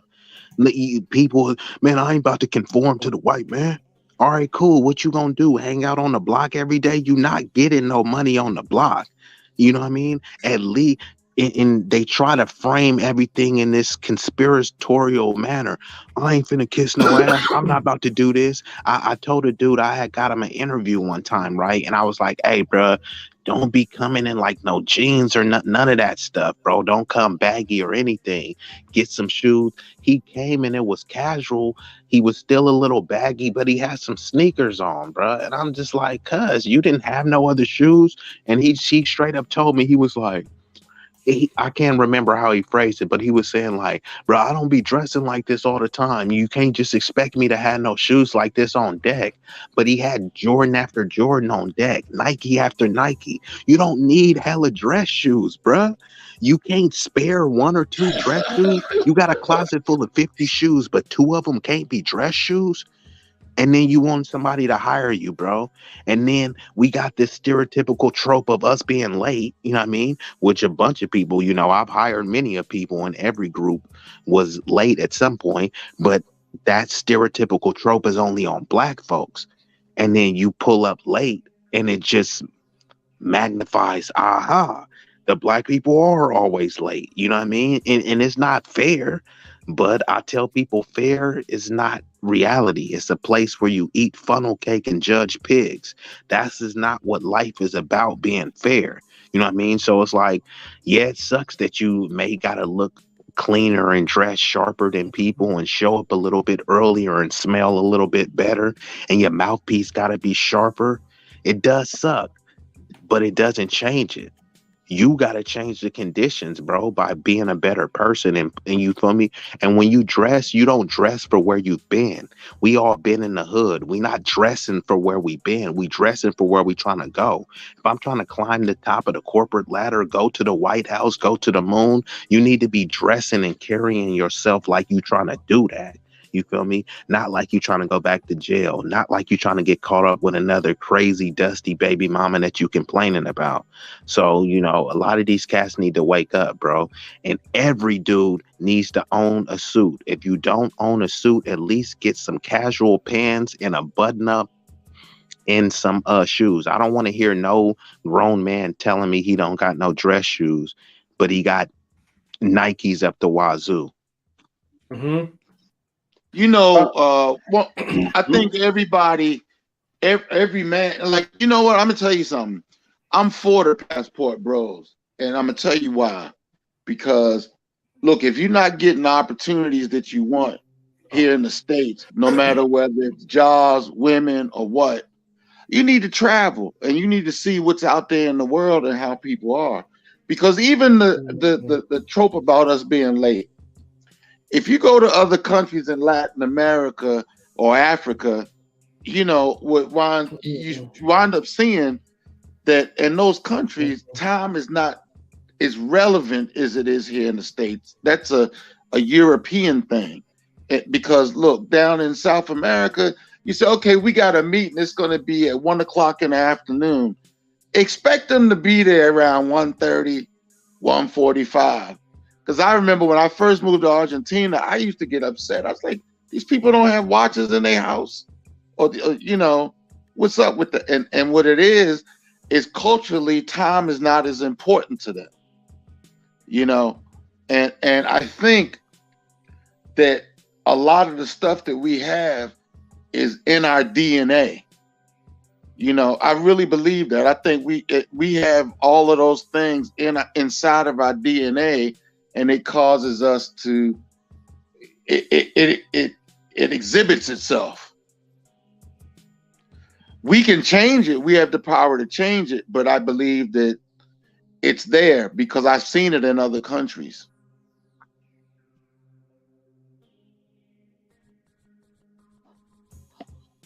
Okay, guys. All right, so guys, I'm gonna have to close it out because it's already past the 10 of my time, so I gotta get ready for work. Um, Before I close out, let's see. Oh, Marcus, I think you already left. Marcus, are you still here? No, I'm still here. I'm good. What's Okay. up? I thought you left or whatever. Okay. You guys have any like closing comments before I head on out?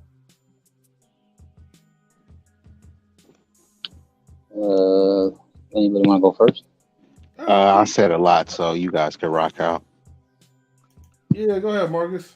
I'll let you say whatever you want to say. All right. I appreciate being invited up on this panel. You know, regarding the subject, it's a bit of a tense subject, clearly, because words can be thrown clearly, and even though you can be invited on a panel, it can be a lot of quote unquote extra energy. But this is an interesting subject. I gotta call you out a little bit though, B-Eazy, because you kind of came a little bit with the absolutes.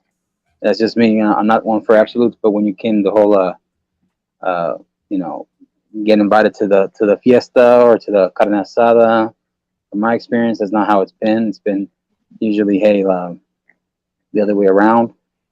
Been involved with different communities, and they've been involved with me. My tribe, that's how I look at it. I don't look at more of a, I don't look at the skin. I just look at the type of character, how you move. So that's what I base my movements on. You know, also, not everybody's made for certain discussions, clearly, and others, got to move a little differently. You got to think before you speak, clearly. Other than that, hey, I'm not for the death threats, clearly, but the lady, hey, if nobody's gonna try to compete with her and beat her, then who's gonna win? And yeah, I do believe that Serena Williams and Venus Williams are the greatest female tennis players. Male players though, it's a little different. I think it's more Nadal, Federer, and those kind of guys. But yeah, other than that, just there's a dope panel. So hopefully there's more solutions than there are just talking about the issues. Yeah. Okay. But yeah, unfortunately, in order for us to think of the solutions, we had to get through all the problems out the way. So I dig you on that. Mr. Pirate Brain, you have anything briefly that you want to say before we go on to the next? Yeah, I just wanted to say it was a pleasure meeting every last one of you all. And the ones that dropped down, it's a pleasure meeting you guys too. And thank you for having me on. No problem, Mr. Pirate Brain. Again, thank you for coming up. It was a pleasure. Have a good evening. Have a good conversation. You too, sir. Rush, are you still here? It was quiet for a minute, so I'm not for sure. Let's see. Rush? Going once. Going twice. All right, B-Eazy. What's your last closing statements? Yeah, I just want to say to Marcus, nothing that I ever say is an absolute, but we have to go with generalizations, based on empirical data, research, anecdotes, etc. So I would never say all people do this or all people do that. I'm a humanitarian, so I love every ethnic group and nationality, but unfortunately, due to the social construct that we're in, every group is kind of pitted against each other for resources and power, economic viability, survival, and sustainability. So, as much as you love another group, you got to kind of put yours first. And what I was saying, I mean, it's pretty much irrefutable in terms of the majority. Yes, on an individual basis, there are plenty of non-black people, Hispanic, and other ethnic groups that love black people and all other people. But what I'm speaking of is the majority. I've been to plenty of these, you know, um, festivals, parties, rituals, and it's just not of inclusion. And I'm not saying that that's a bad thing and that it should be. I'm saying that that's just how it is. There's countless videos, there's multiple reports. So what I'm saying is the standard for us is to include everybody, and you should include everyone and be happy. And other group standard is we can exclude you and we don't have to explain nothing because we chose to exclude you. And I say that's fine. It's just when someone else is saying, okay, cool, we want to keep the same energy and exclude you. And that's what I'm saying. If we're going to play this game where it's cool for one group to exclude, then it's cool for the other. And if we want to play the game where it's colorblind, then we really need to say, like, okay, hey, we're truly colorblind. And, the churches need to start being colorblind. And when someone has a job, they don't need to say, hey, I'm going to hire my Hispanic brother or my white brother. You know what I mean? Nah, truly be colorblind and just hire people. But we know that's more of like a pie in the sky type of thing. Hopefully we'll get there. The only way we will get there is by pointing it out. Like, I can't present a solution to a problem if I haven't thoroughly discussed and unpacked what the problem is. But I'm definitely not here to say, hey, this is an issue or anything, because I'd say if the chick was running unchallenged, I don't even blame the chick. So any of my critiques was not even for her, because I don't know her motives. I would have criticism if I knew her true intent, but it would just be speculation. I mean, if she was just doing this as a means, to get ahead, and, she's planning for something further down the line in politics and say, hey, look, I get it well with the blacks. But if she's genuinely trying to, unite both communities, that I could respect. And I would say the sisters at the school dropped the ball. If y'all really care about this award so much, it's so prestigious, just not prestigious enough for you to run for it, not prestigious enough for you to care about it until someone else gets it. So that I do have an issue with. You know what I mean? You can't say that this is a prestigious award and it needs to go to a black person, but you're not fighting tooth and nail to make that a reality. And you need to explain why it goes to a black person. And if you think it's an issue that this Perez woman got it, then y'all need to clearly explain that too. See, we're on the panel giving our commentary based on the facts that they gave to us, but the people on the ground know the little nuances and caveats to it. So y'all really care about Coppin University, y'all really care about this supposed prestigious award, then start acting like it. Because Keylin Perez, she is at least acting like she care about the award, and that's on Coppin State, not on her. I'll leave it with that, bro. All right, I get you with that. I understand. Yeah, I can see your message on that. My thing is too. Listen, I'm gonna be real quick. M3. Okay, no The problem. same way that they are holding this energy for the lady who won that award at the HBCU, people were also trying to crucify or somehow assassinate someone's character in Deion Sanders just for leaving the school, and he had to come out of his pocket as well. I get it. The funds are, maybe weren't being met, but it's like you're damned if you do, you're damned if you don't, type thing. Yeah.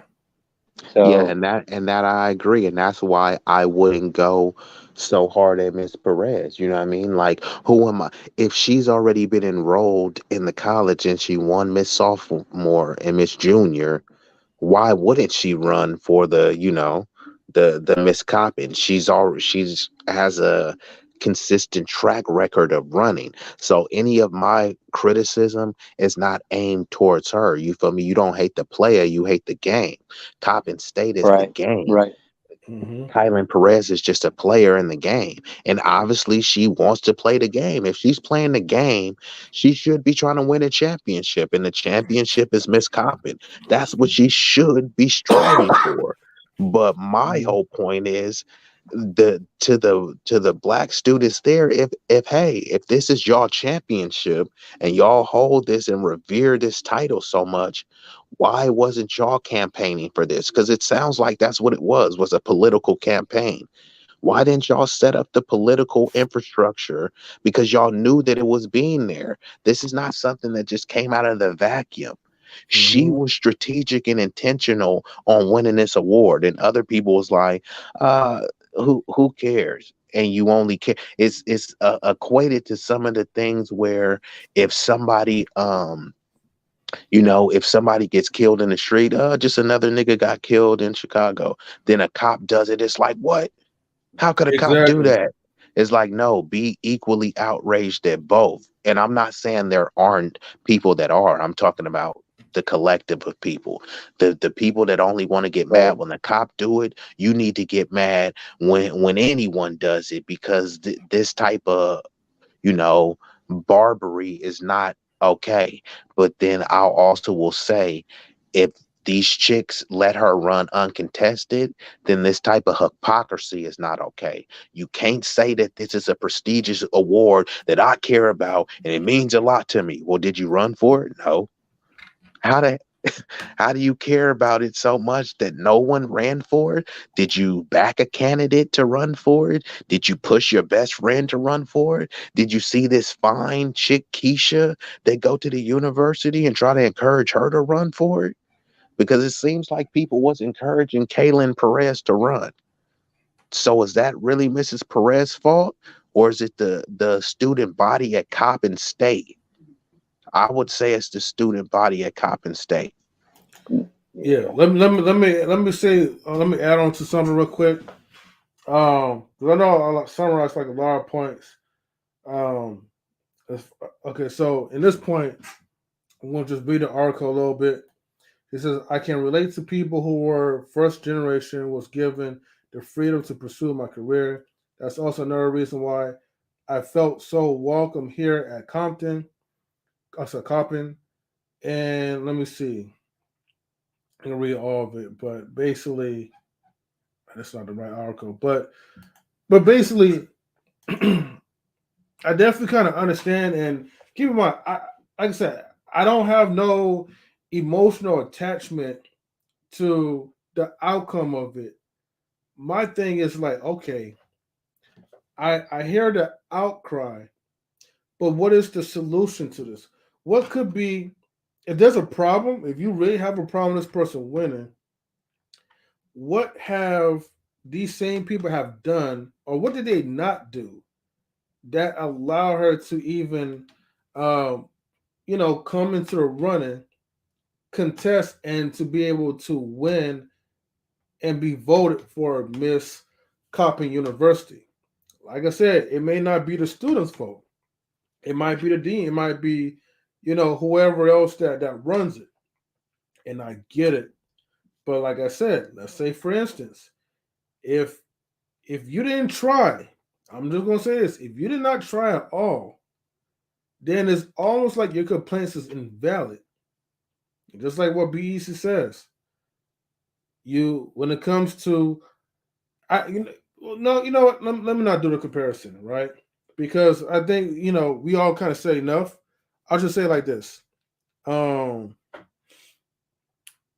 if you don't put in the work into it, you shouldn't be complaining about it. You know what I mean? So I'll just leave it like that because I think overall we got to a point where we pretty much got comfortable.